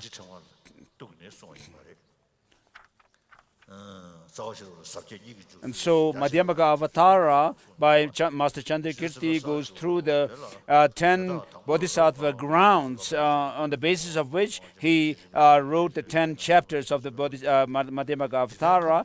Those are based on the teachings in this text, on which are given here in the 5th chapter.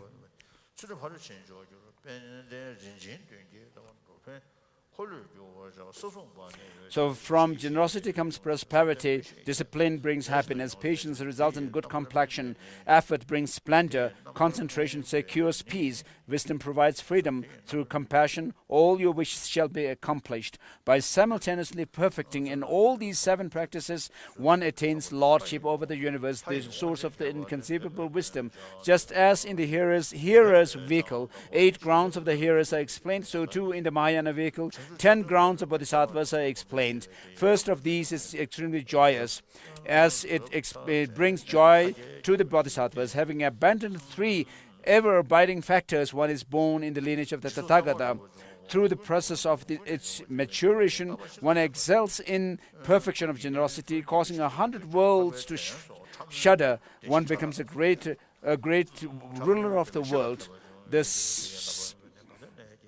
The second is called immaculate, as all 10 actions of body, speech, and mind become wholly immaculate, wherein one spontaneously abides. Through the process of its maturation, one excels in perfection of discipline, gaining possession of the 7 precious objects. One becomes a kind, universal monarch. One will also become skillful in abandoning corrupt morality of sentient beings. The third is called luminous, as peaceful rays of wisdom emit forth. Development, concentration, cleverness, attachment, and anger will completely cease. Through the process of its maturation, one primarily engages in patience and effort. Having become the king of gods, one eradicates essential cravings of the desire realm. The fourth is called the radiant. The fifth is called indomitable. The sixth is called great advancement, and the seventh is called gone afar. The eighth is called ground of youthfulness, and the ninth is called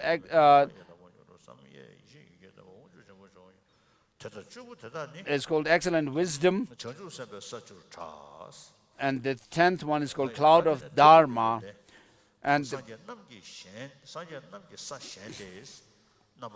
these are the Bodhisattva 10 Bodhisattva grounds.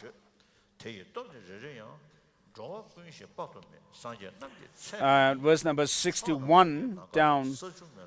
The grounds of the Buddhas are different, as they are incomparable in everywhere. The Buddha's greatness can be merely explained through the possession of the 10 powers, where each power is as infinite as the countless sentient beings. So, from verse number 65 down, shows the 7-limb practice, which we, if we could recite it as part of the 7-limb practice, it would be good.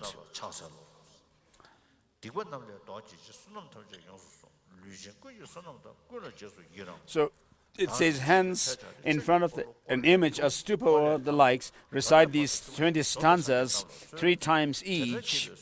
With deep veneration, I always seek refuge in the Buddha, Dharma, and Sangha, and the Bodhisattvas as well. To these objects of worship, I humbly prostrate. Refraining from non-virtuous actions, I shall thoroughly uphold all virtues. I shall deeply rejoice for all the merits the embodied beings may well possess.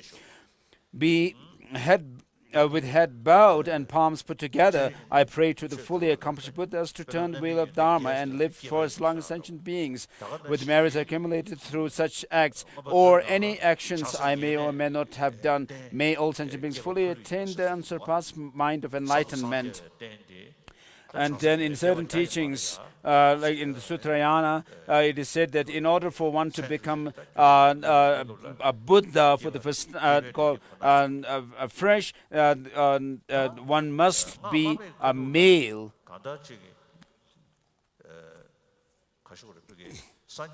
Whereas in the highest Yoga Tantra, to attain the physical form of a Buddha, it shows the substantial, the primary cause for that. Whereas in the perfection vehicle, the Sutrayana, there is mention of a mental body that the bodhisattvas can attain, which comes from a ground of the ignorance. The imprint of ignorance. Of course, such a course cannot go together with a fully enlightened one's body and mind.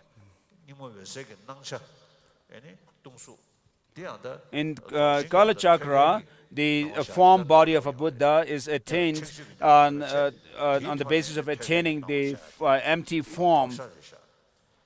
And then in the Nyingma teaching also, there's a very similar teaching of attaining the form body. Whereas in the Samaja Tantra, there is mention of the illusory body, and in the Mother Tantras, there is mention of attaining a rainbow body. in any case, with regard to attaining Buddhahood in one lifetime, when you become a Buddha for the first time, it is said that even a female practitioner can become a Buddha.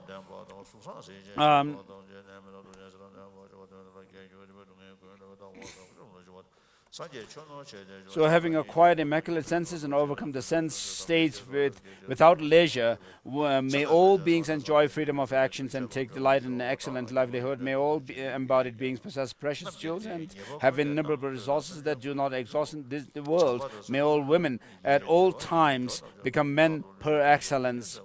May all embodied beings possess. So His Holiness was commenting on this verse, these two lines in verse number 72. May all embodied beings possess intelligence and divine legs. May all beings possess good complexion, excellent physique, and notable charisma, beautiful to behold and free of sickness. May they enjoy great strength of long life.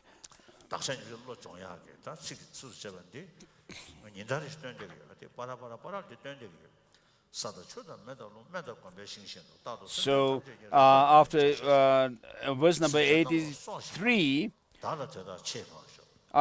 like water, fire, like earth, water, fire, wind, medicine, and wood of the wild, may all beings always find joy freely and without obstructions. May, this verse I always recite in order to cultivate bodhicitta within myself. May I be precious like life to all beings, and they be more precious to me. May their negativity ripen upon me, and may all their merits, may all my merits ripen upon them. As long as even a few beings remain in bondage here or elsewhere, until then may I too remain, even if I have attained enlightenment. If merits attained from such expressions were to assume form, it would be as much as the sands in the Ganges, as many sand grains in the Ganges that even the world could not contain. This is what the Blessed One taught, and this is where rationality is sought. Just as world of sentient beings are limitless, so too are the wishes of the benefit others. Whatever Dharma in all its brevity I may have imparted unto you, may you always cherish them as much as you cherish your body. To whoever Dharma is dear, to them their body is truly dear. Nourishing whatever is dear, it is done through Dharma alone. Rely upon Dharma as you would to yourself. Rely upon practice as you would to Dharma. Rely upon wisdom as you would to practice. Rely upon the learned one as you would to wisdom. By harboring undue doubts, even to the chaste, loving, and wise, who expresses encouraging words, your goals are remain unaccomplished. Whoever is chaste, loving, wise, and confident and speaks whatever is beneficial, may such a one be one's own master to tame one's in both words and actions. Know briefly. So these instructions are, of course, given personally to the king.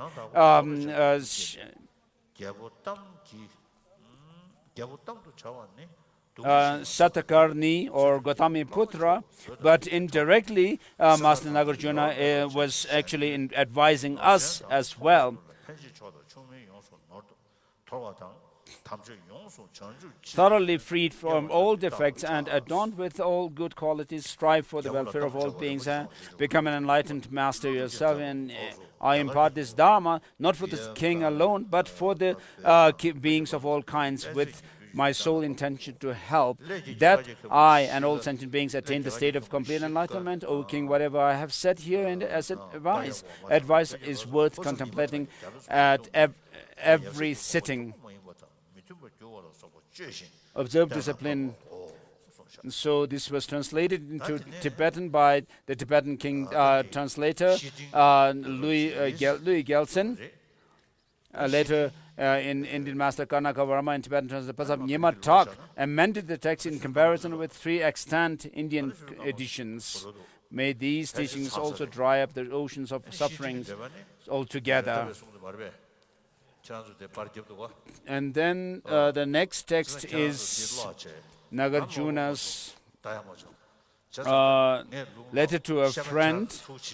the organizers have distributed the verses along with a commentary by Jitsun Rendawa. Of course, I had no time to read, and so please, I will read through the verses, and you may continue. You may read the commentary together with the verses. So, with regard to the view of the Madhyamaka view and the practice of avoiding the 10 non-virtuous actions, these are very extensively taught in Master Nagarjuna's Ratnavali, this precious garland.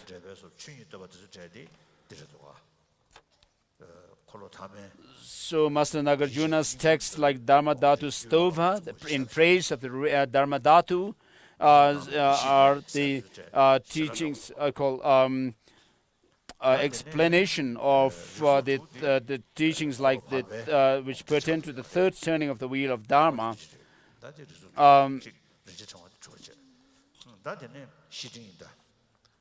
Now we'll go through this letter to a friend in Indian language, Surleka, in Tibetan, Shebetingik, in English, letter to a friend, homage to gentle, glorious youth, Manjushri. Listen now to these few lines of noble rhymes that I have composed for those with many virtues fit for good, to help them yearn for merit. Springing from the second words, or he who was gone to bliss. The wise will always honor this one verse number 2 says that you should not just focus on the words, but focus on the meaning of the text. So the third verse, while you have surely learned and understood the mighty Buddha's many lovely words, is it not so that something made of chalk by moonlight lit shines gleaming, whiter still? And then the next verse shows the 6 remembrances of the 3 jewels, the Buddha, Dharma, Sangha, and bounteous acts, and moral laws and gods. In other words, the Buddha, Dharma, and Sangha are, as we already dealt with, we should recollect the 3 objects of refuge, Buddha, Dharma, and Sangha, taking them as our causal objects of refuge.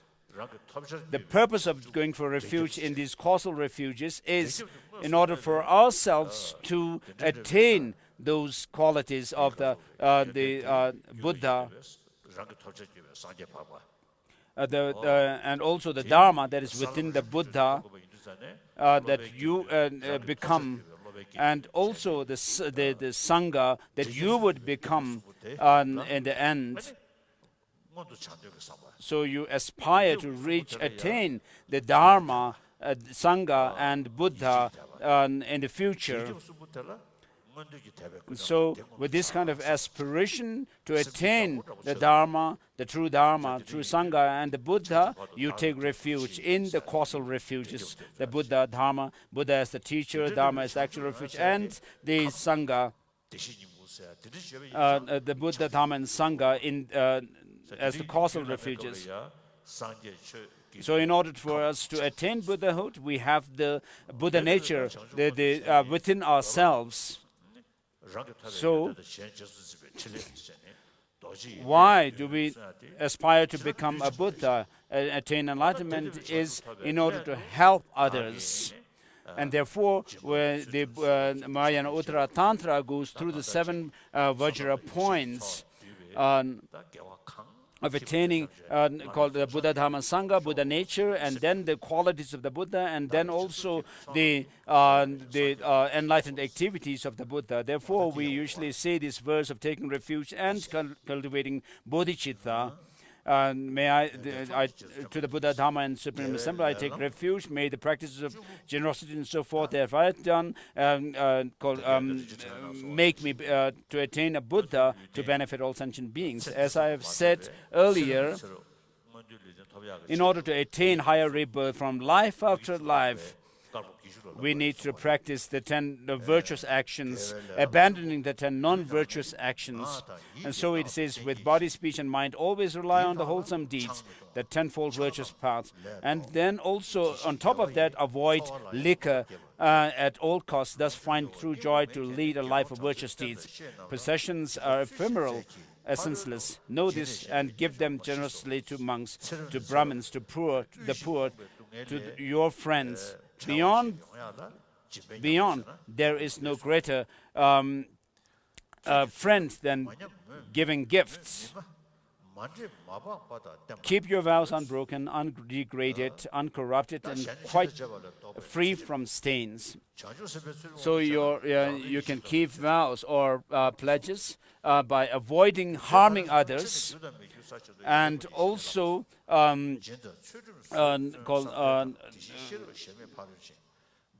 keeping the bodhisattva vows as well.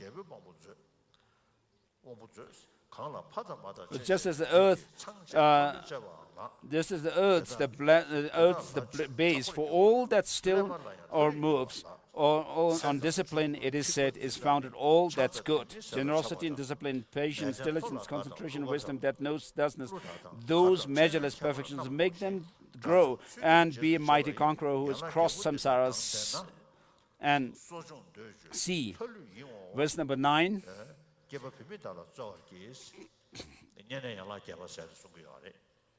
Those who show their parents great respect with Brahma or master will be linked. By venerating them, they'll win repute. In future, they'll attain the higher realms. Eschew all harms. Don't steal, make love, or lie. Abstain from drink, ultimate untimely greed for food, indulging in high bets and singing too. Refrain from dancing or adornments. Shun. And then he's almost commenting on this verse number 11, which deals with the 8 branch vows of a layperson with vows. So if you do not respect others, of course you will cause harm to them. As it is said, hold yourself the lowest amongst all when you are amongst others, and then you will be able to respect others. So if you have arrogance, you will not be if you have arrogance, you'll be reckless. And so it says arrogance, attachment, hate, and pride.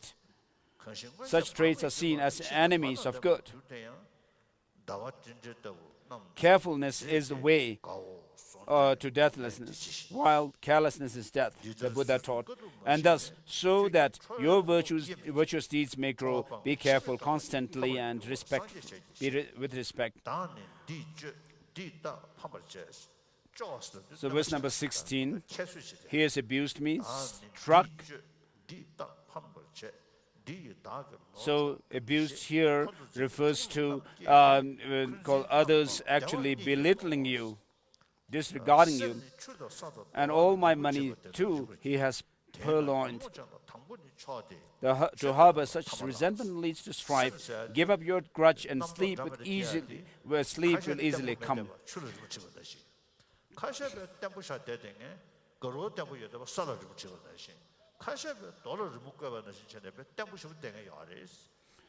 So understand your thoughts to be like figures drawn on water, sand, soil, and carved in stone.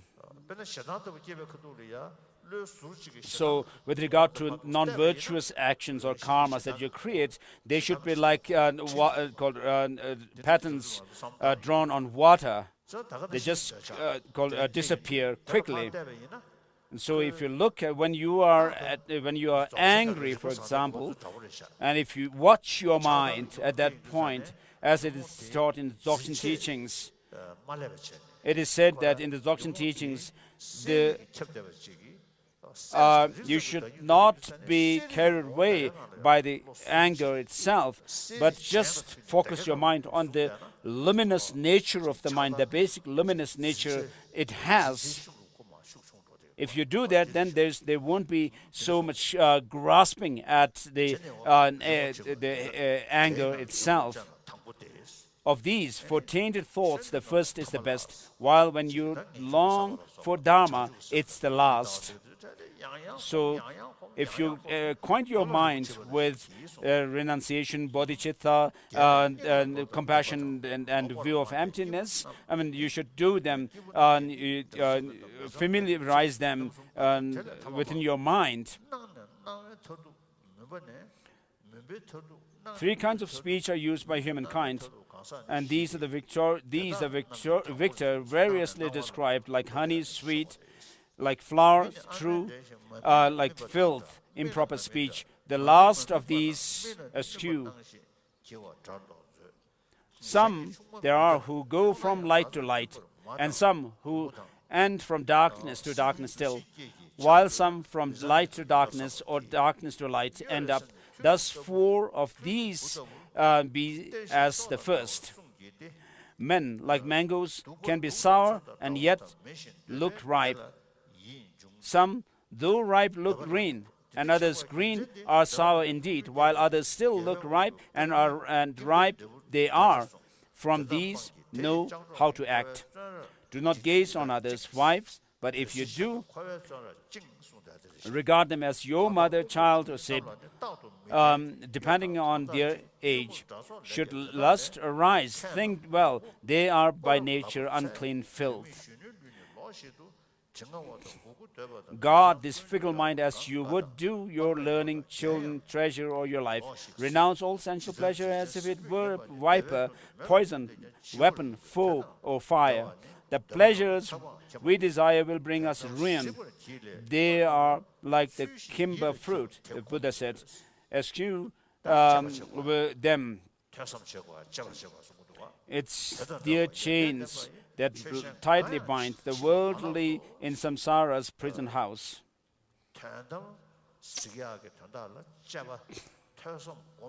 In order to see the ultimate reality, one needs to engage in listening to the teachings, reflecting on the teachings with strenuous effort, and then meditate on it.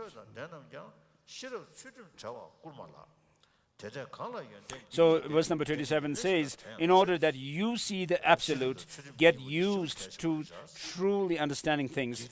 No other practice is there such as this, possessed of special virtues such as these.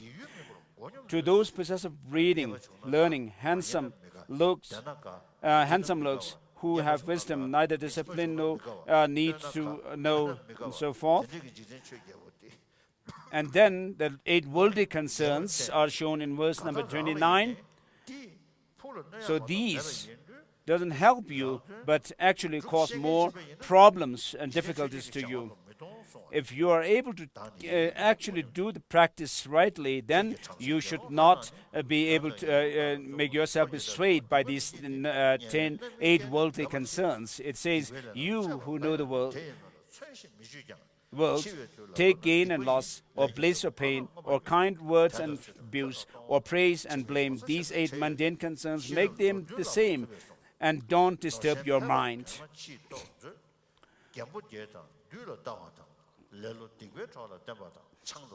Perform no evil, even for the sake of Brahmins, bhikshus, gods, or honored guests, your father, mother, queen, or for your court.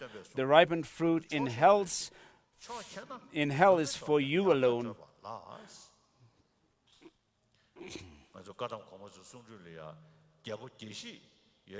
In the Kadamba teachings, even a king may be the ruler of the kingdom, will live with hunger, and even a beggar can live with contentment.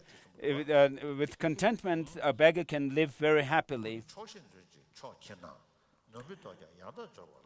Of all great wealth, contentment is supreme, said he who taught and guided gods and men.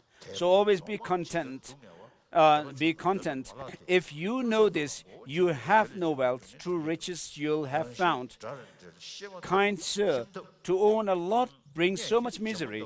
There is no such grief for those with few desires. The more the Naga lords possess of heads, the more their headache, the more they have of cares.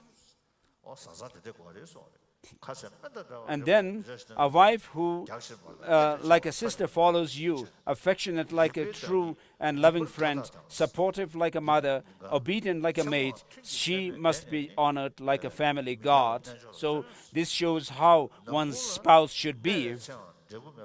Take food as medicine in the right amount, without attachment, without hatefulness. Don't eat for vanity, for pride or ego's sake. Eat only for your body's sustenance.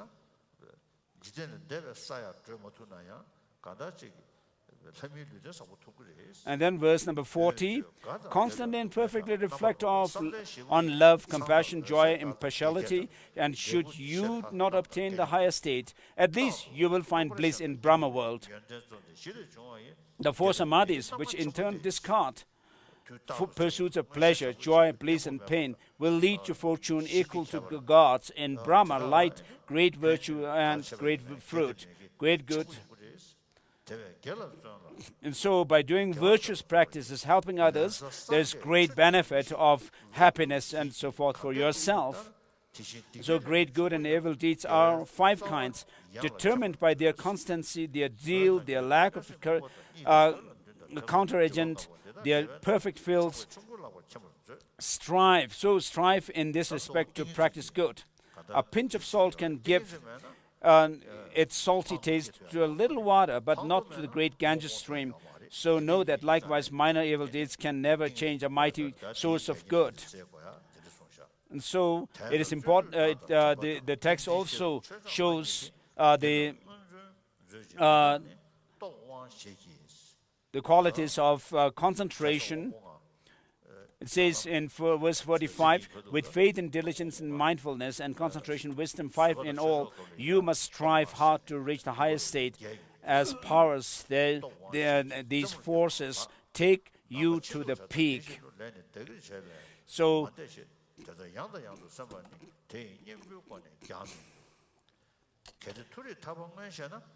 these are dealing with the 4 stages of the path of preparation.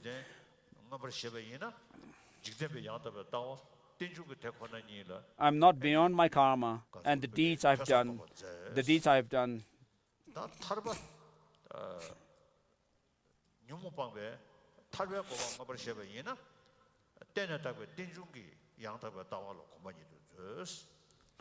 So if you wish to attain highest, the definite goodness, then you should actually acquaint yourself with the understanding of the paths leading to that goal.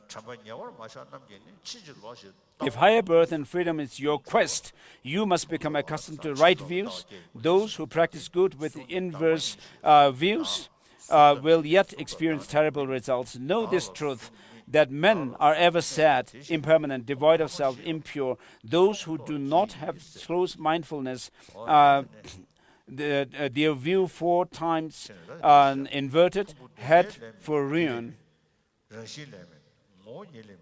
A form is not the self, the Buddha taught, and self does not have form, nor dwell in form, while form dwells not in self. Thus you must see the 4 remaining aggregates are empty too. And then verse number 50 also.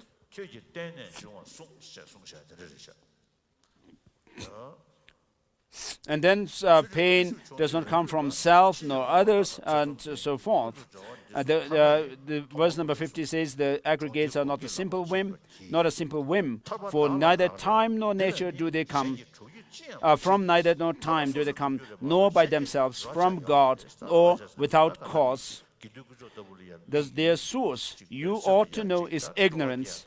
From karmic deeds and craving have they come. Of course, you can admire the Sangha, the Buddha, and so forth, but they don't bring your the liberation to you by themselves. What you should do is practice the Dharma. The qualities that you develop within yourself can actually lead you to liberation. To feel that one is ethically superior, to view one's body wrongly, and to doubt, with these three factors, you should understand the way through the freedom city gates is blocked. Freedom will depend on you alone.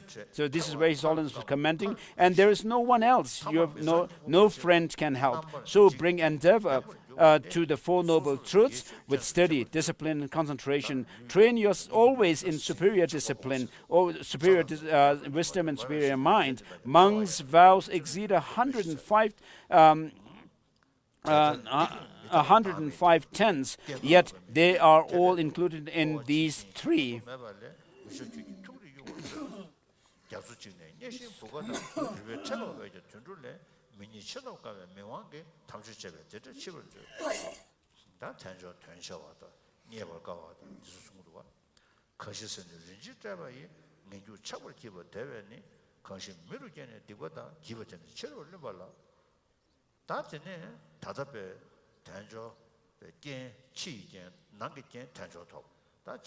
So at this time we have attained the superior form, and then to create the internal causes.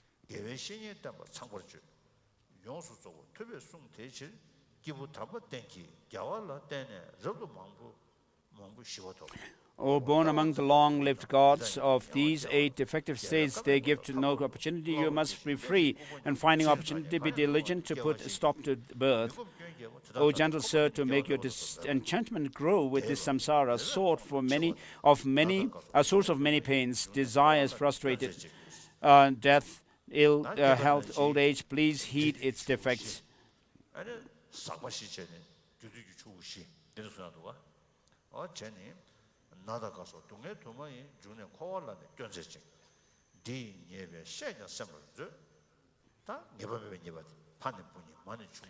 And then think about the fault of samsara. Men who have fathered sons in turn are sons, and mothers likewise daughters. Bitter foes turn into friends. The converse too is true.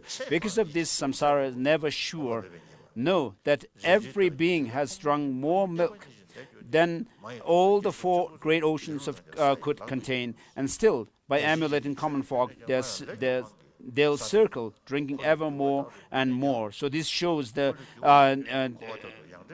these pleasures of samsara is something which is endless. You can never be contented with.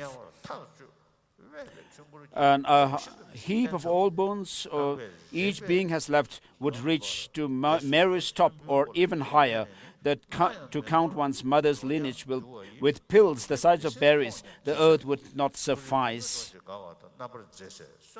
Indra, universally revered, will fall again to the earth through action's force, and he who ruled the universe as king will be a slave within samsara's wheel. For ages it was rapture to caress the lovely breasts and waists of heaven's mates. Now one will bear the terrible caress, the crush, the slash, and tear of hell's machine. For years you might have stayed on Meru's crest, delighting as it yielded underfoot. But think now of the torment that will strike, to wade through glowing coals and rotten flesh. Those who in the joyous garden played, and in beauty's grove were served by heaven's mates, will come to woods of trees with sword-like leaves, and cut their heads and feet, their ears and nose. So these show the different states of hell realms.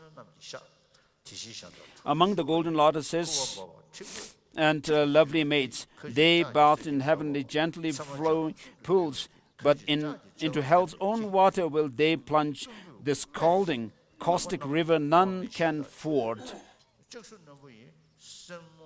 미세 덴베 카남 톡 그지 심부 불원 나서다 정부 시장 정부 출인 지자다 저는 미세 마수 칠친베 4월 기지 저도 명한데 그진 당매 말을 초선니 So verse number 80 down.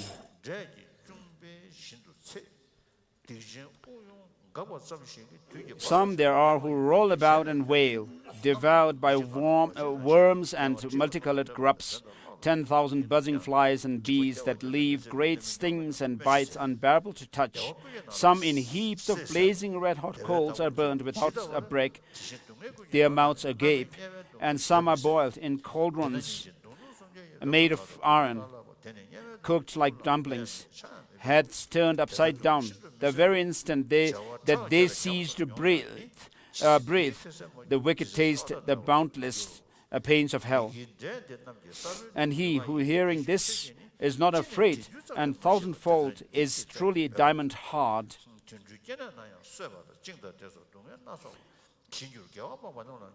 And then comes the suffering in the animal realm.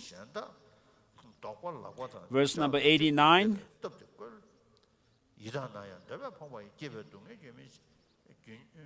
And then the hungry ghost ram,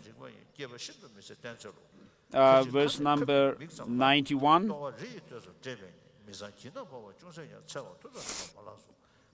So it says, for animals there's multifold distress. They are slaughtered, tied up, beaten, and the rest. For those denied the virtue that brings peace, there's agony as one devours another. Some of them are killed just for their pearls, their wool or bones, their meat or skin and fur, and other helpless beasts are forced to work. They are kicked or struck with hands, with whips and goads. For predators too, there is not the slightest break in suffering from their unfulfilled desires. What dire misery they must endure from hunger, thirst, cold, heat, fatigue, and fear. Some, their mouths like needles' eyes. Their bellies, huge as mountains, ache from want of food. They do not even have the strength to eat discarded scraps, the smallest bits of filth.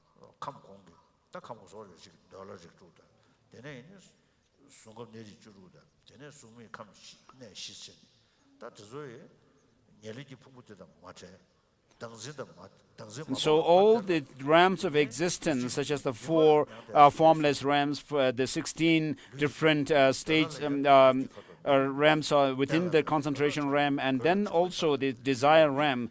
I mean, because of our grasping at self, we are not free from suffering.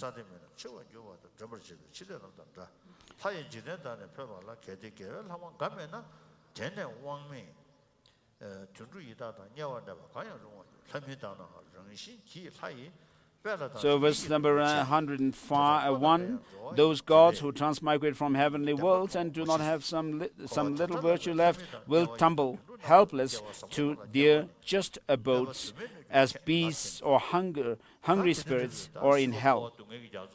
And so samsara is like this, and thus we are born as gods, as humans, denizens in hell, as gods, animals, but you should know that birth is not good, a pot of many ills. So this is the nature of samsara. We have the suffering of suffering, the painful experiences that are obvious to us as being undesirable, and then the changeable suffering. And mainly, we should think about this suffering in terms of how we are brought about in this samsara through our delusions and karma, which is to say this existential pervasive suffering. The root of all these kind of birth, the moment we are born in samsara, we are bound by suffering. So we need to think about how to think about freeing ourselves from it. So we should know how we are bound, what has actually bound us, what binds us in this samsara, in this within this bondage of our psychophysical aggregate, which have come from karma and delusions. So, as long as you wish to reach enlightenment, or there's no way other than meditating on selflessness. The view of selflessness must be generated within yourself.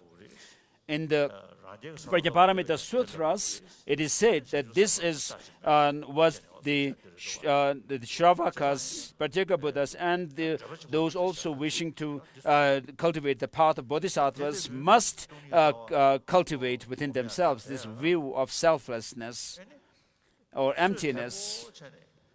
So in order to do that, of course, without making some move, nothing can happen. So you need to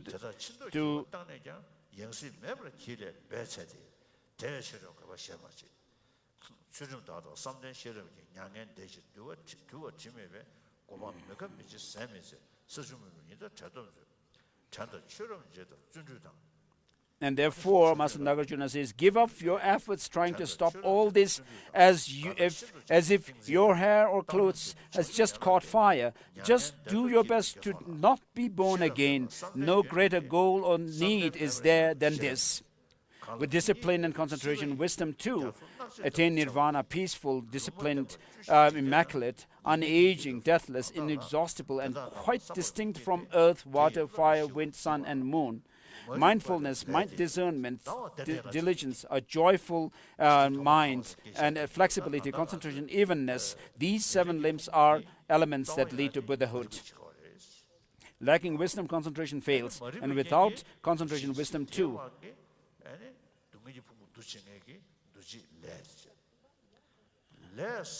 And then verse number 109 says, goes through the 9 down, goes through the 12 links of dependent origination. So through ignorance comes our actions. Once certain action is committed or created, the next moment the action itself goes away, but it still continues its impetus, which is called shikpa, like the factor of its disintegration still goes on. And then from that comes consciousness. So that that is the shikpa is left on the consciousness, and then name and form appears. And from that arises the 6 sense faculties, and whence contact comes. So contact is the coming together of the object, the faculty, sense faculty, and the consciousness. And thus did the Buddha teach. And then from contact, feeling comes to be. And based on feeling, craving will appear. And so because of our sensation, what happens is when they are pleasant, we crave for that. And so craving will appear. And again, from craving, grasping will be born. And then becoming. And so the karmic imprint, or the shikpa, the disintegration of the karmic action that is left on the consciousness earlier, is now intensified or revitalized by craving and grasping, and therefore the becoming happens. And then from there is birth. And then once there is birth, comes misery untold, and sickness, aging, wants, frustrated, death, decay. In short, the whole great mass of pain. If birth is stopped, all this will be no more. So if you want suffering to stop, you need to stop birth. And so, in order to stop this whole chain of pain and samsara, you need to stop this chain of called birth, age, and aging, and so forth. Within the treasury of Buddha's words, there's none so precious, so profound as this. And those who see that things dependently arise do see the Buddha, perfect knower of the truth. And then the eightfold noble path is shown. Perfect view and livelihood with effort, mindfulness, concentration, perfect speech and conduct, perfect thought. The paths eight limbs. To find true peace, please meditate on them. So you should generate or cultivate a path or the view of selflessness which is not tainted by distorted views.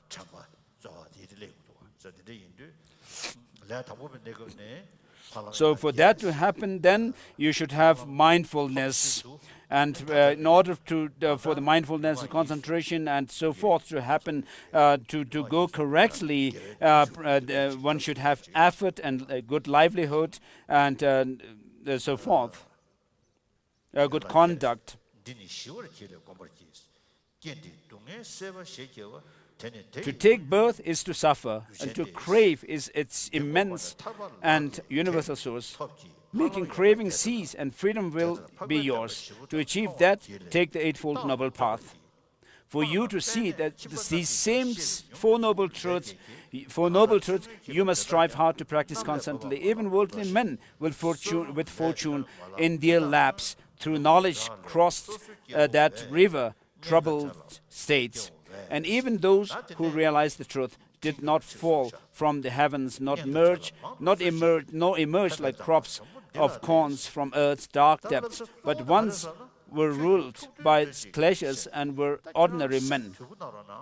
So the main advice the Master Nagarjuna is giving to the king is to have a peaceful and controlled, disciplined mind and called heedful state of mind. O fearless one, what need to tell you more? For here's the counsel that will truly help. The vital point is to tame your mind, for mind is the root of Dharma, so the Buddha said. It's hard enough for monks to follow perfectly all these instructions that I have given you, yet practice excellence, the very pith of one of these, and give your life its sense. Rejoicing in the virtuous deeds of all, now dedicate your three good kinds of acts to all that they may come to Buddhahood.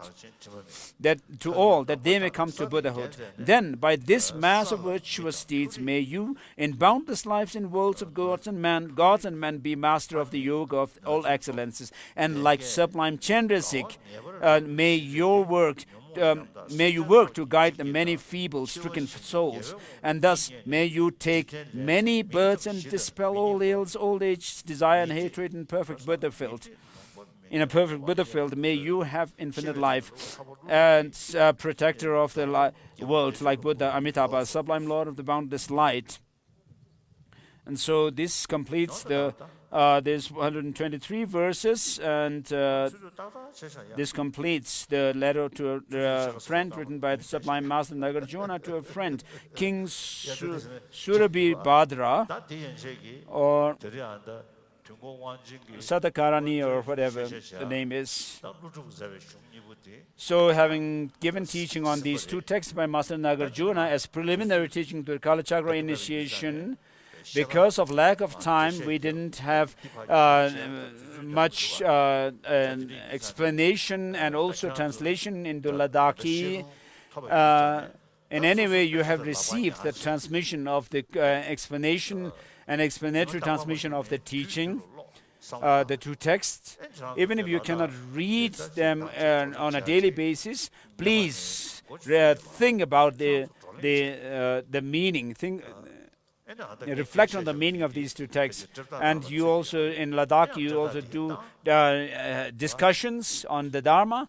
You should do this, your discussions are based on these texts.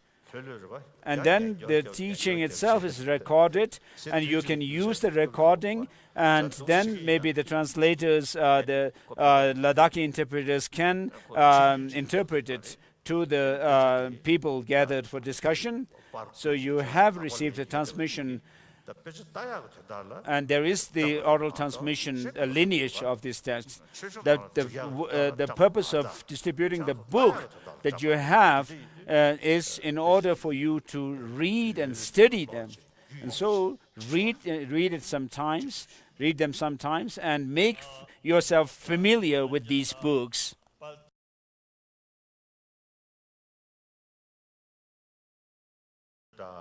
So for these 3 days, we had the Dharma discourse, and based on the teaching, based on these 2 texts, as it is said by Master Nagarjuna, make this your intention. So what you should do is be humble and respectful to others, and don't think about yourself alone. So having received the teaching, you should at least have something that you can show to others as an imprint of receiving the teachings. So if there's no change in your behavior, your thinking, your thought, and your speech, then receiving teachings doesn't make any sense. So you should make transformation within yourself.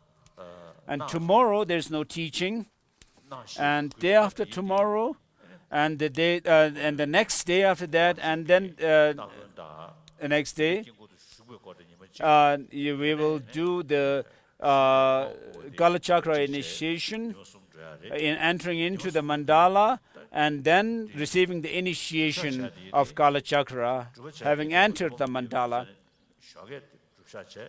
So the rituals for the preparation of the Kalachakra initiation would be done in the mornings, and then the preliminary initiation of Kalachakra and so entrance into the mandala and so forth will be done in the afternoon. So since we are doing the Kalachakra initiation and the preliminary initiation in the afternoon, and it will be hot, if it's hot in the afternoon,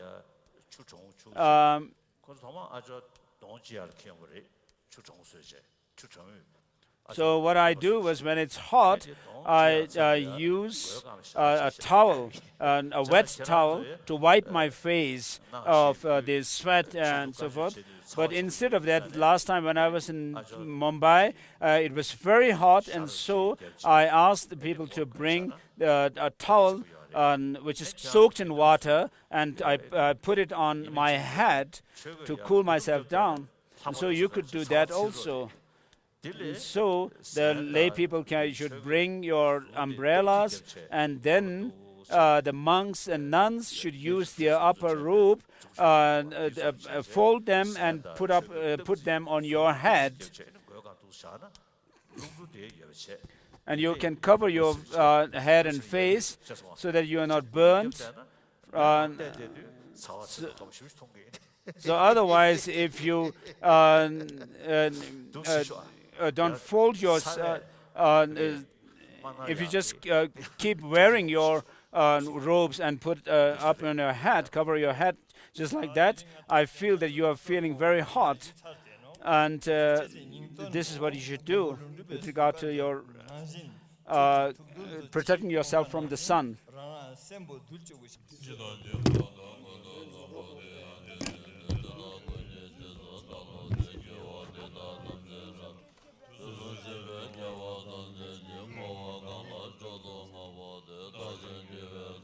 This is a verse of dedication.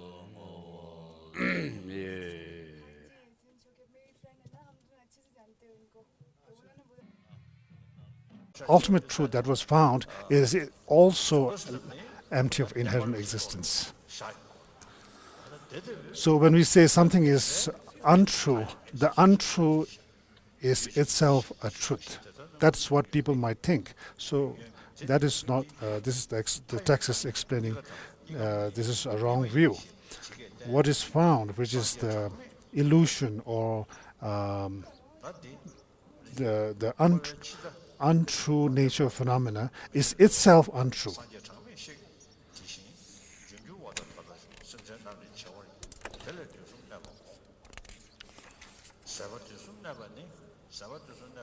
So we are in chapter stanza 8.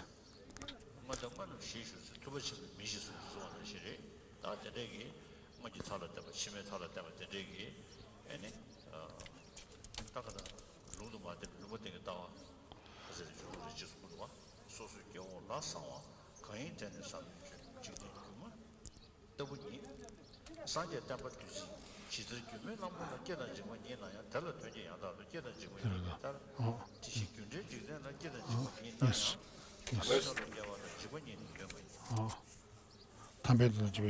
Stanza 11, like no, did it?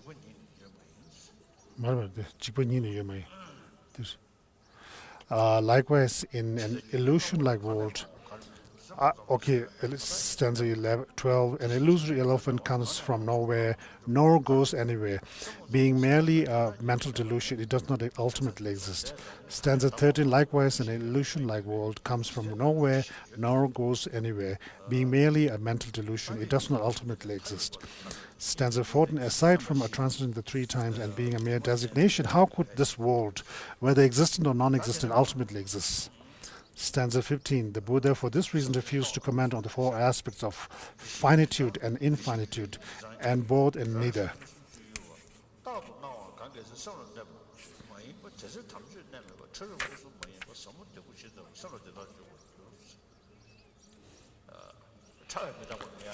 Stanza 7, even, his only says, even subtle impermanence. If we don't analyze, think deeply, we won't understand, because we may have a general view that we may think generally everything is impermanent, but deep down there is something permanent. So this is a sort of a view that we may have. So even this is not true. Even at the subtlest level, all material phenomena, things are impermanent.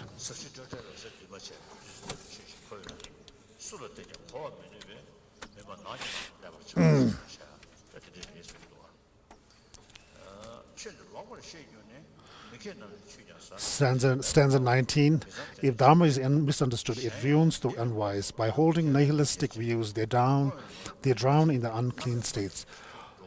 Also due to inconceiving incorrectly, fools, presuming the pride of a learned and driven by their flawed denial, plummet headlong into the hell of no respite.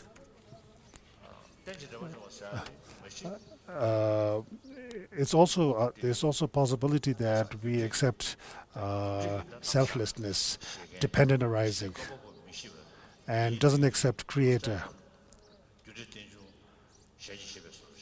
So we may think they accept dependent arising, but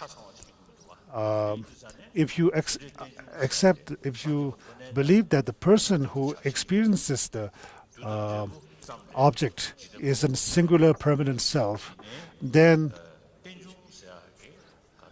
the person still hasn't understood well the subtle dependent arising.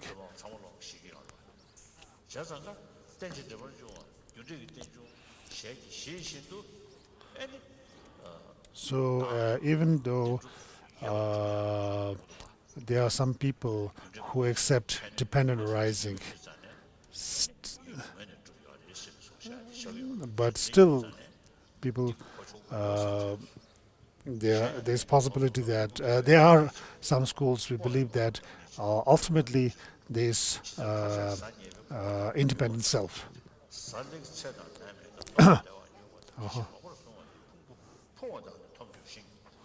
Score.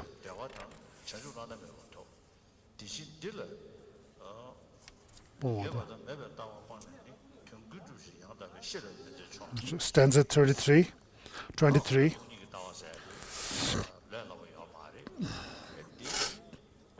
Also, it's saying emptiness is not an easy stuff. It is something you have to think very deeply, profoundly, over a long period. Also, make supplications to your master, guru master, and to the Buddhas and Bodhisattvas, and slowly one has to gain some experience into the meaning and develop appreciation for this profound truth. Stanza 24th, stanza 25th.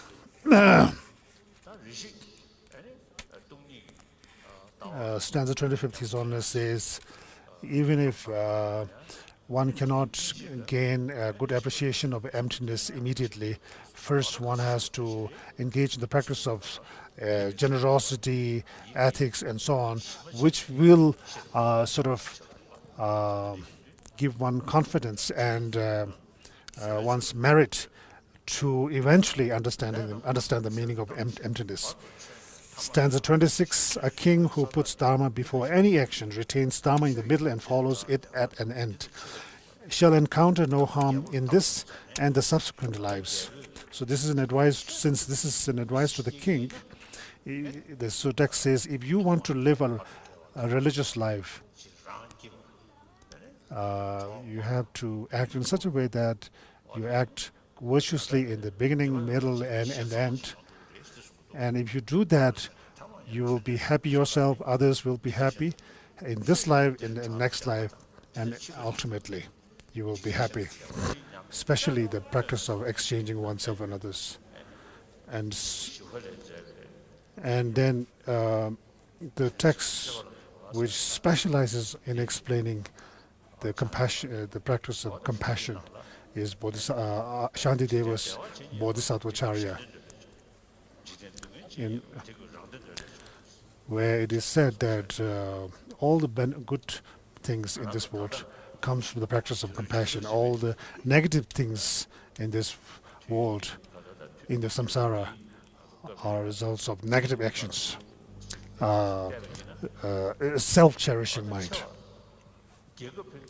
If we look at in this world, from big international wars, global, down to conflicts inside families, all inauspicious things arise from self-cherishing mind.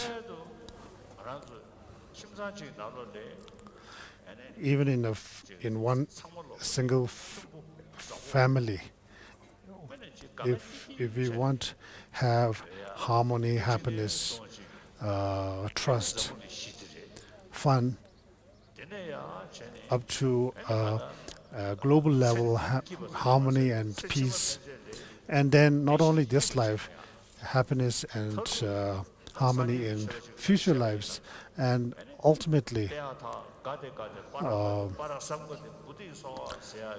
as the mantra Teata Gade Gade Paragade Parasamgade Buddhiso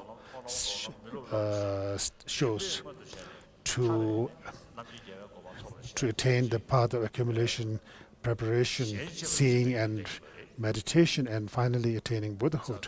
All these things arise from the practice, from engaging in the practice of cherishing others.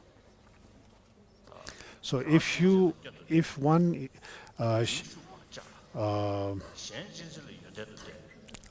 verse says that if one is always cherishes oneself, then let alone enlightenment and liberation, even in this life alone, one will never enjoy life and experience happiness. Always there will be conflict, unhappiness, pain, misery, and so on.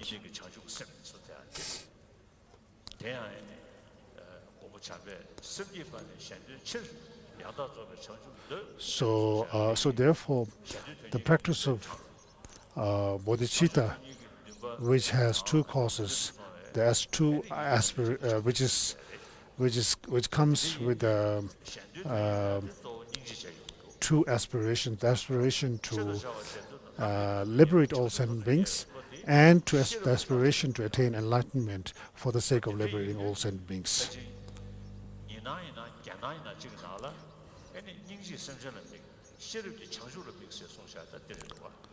So in one of the commentaries to Prajnaparamita Sutras, it is said that compassion, compassion sort of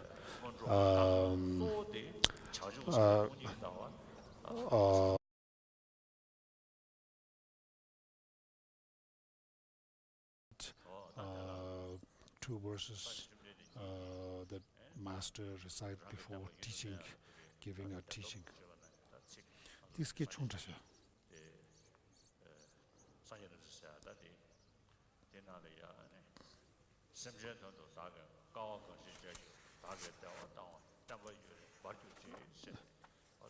In the prayer called May the Dharma flourish at all times, there's one of the lines says, the Buddha attained enlightenment after engaging in practiced compassion and taking care, working for the benefit of sentient beings for eons, engaging in the practice of method and wisdom, and finally attaining enlightened. And the prayer says, due to the power of that, may my Dharma last for a long time. So therefore, the Buddha generally has many Buddha body, speech and mind qualities, but his main quality is his quality of compassion and love. We have already talked a lot about that in the last few days.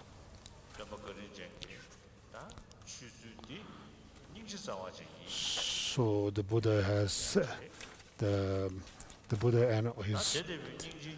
It is said that the Buddha Dharma is a teaching system, a Dharma system of compassion, based on compassion.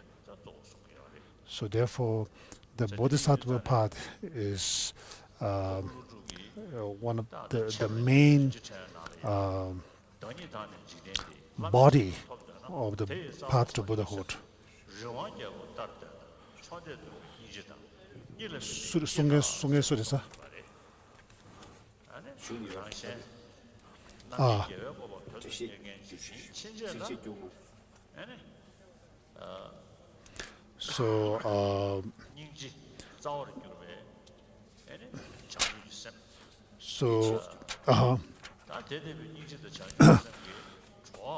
So in order to attain enlightenment, the path combination of bodhicitta and compassion,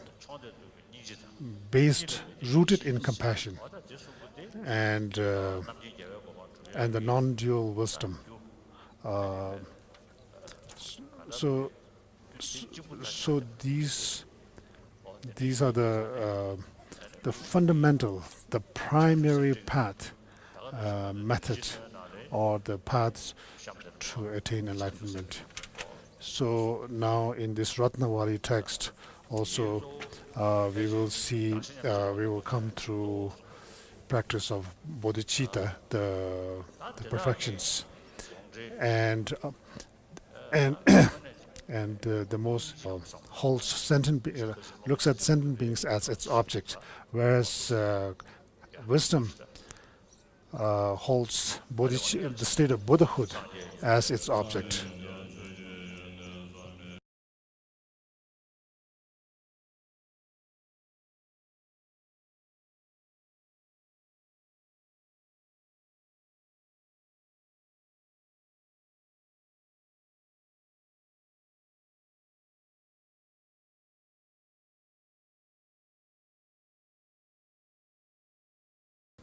There's still a large portion of the Ratnavali that we haven't finished. So since there's not much time, His Holiness says he wouldn't be able to explain too much, but he will just whenever he comes across an important verse, then he will explain a little bit. Otherwise, he will just read out. So this is we just began with chapter 2, chapter 2 of Ratnavali. The first verse, just as nothing exists when all parts of a plantain tree are removed, so is the case of a person when its constituents are all removed. So the second verse, which says, all phenomena are without self. This is the victorious one. This the victorious. Stanza 3.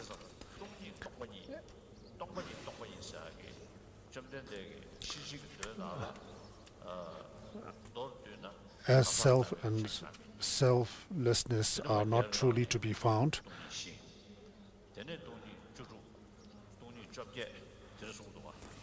so in the Prajnaparamita Sutras, there are explanations on different categories of emptiness, like four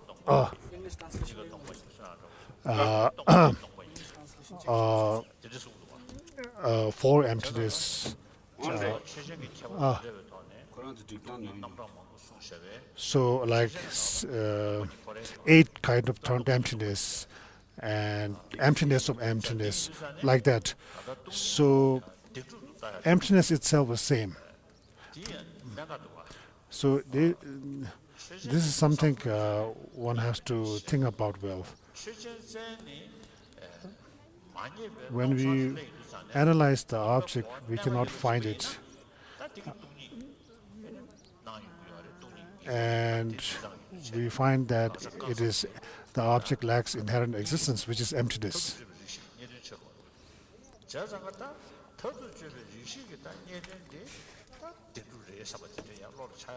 But there's possibility that when you don't find an object and sees lack of inherent existence, which is emptiness, then some people might think the lack of inherent existence is itself an inherent truth, because that was what was found at the end.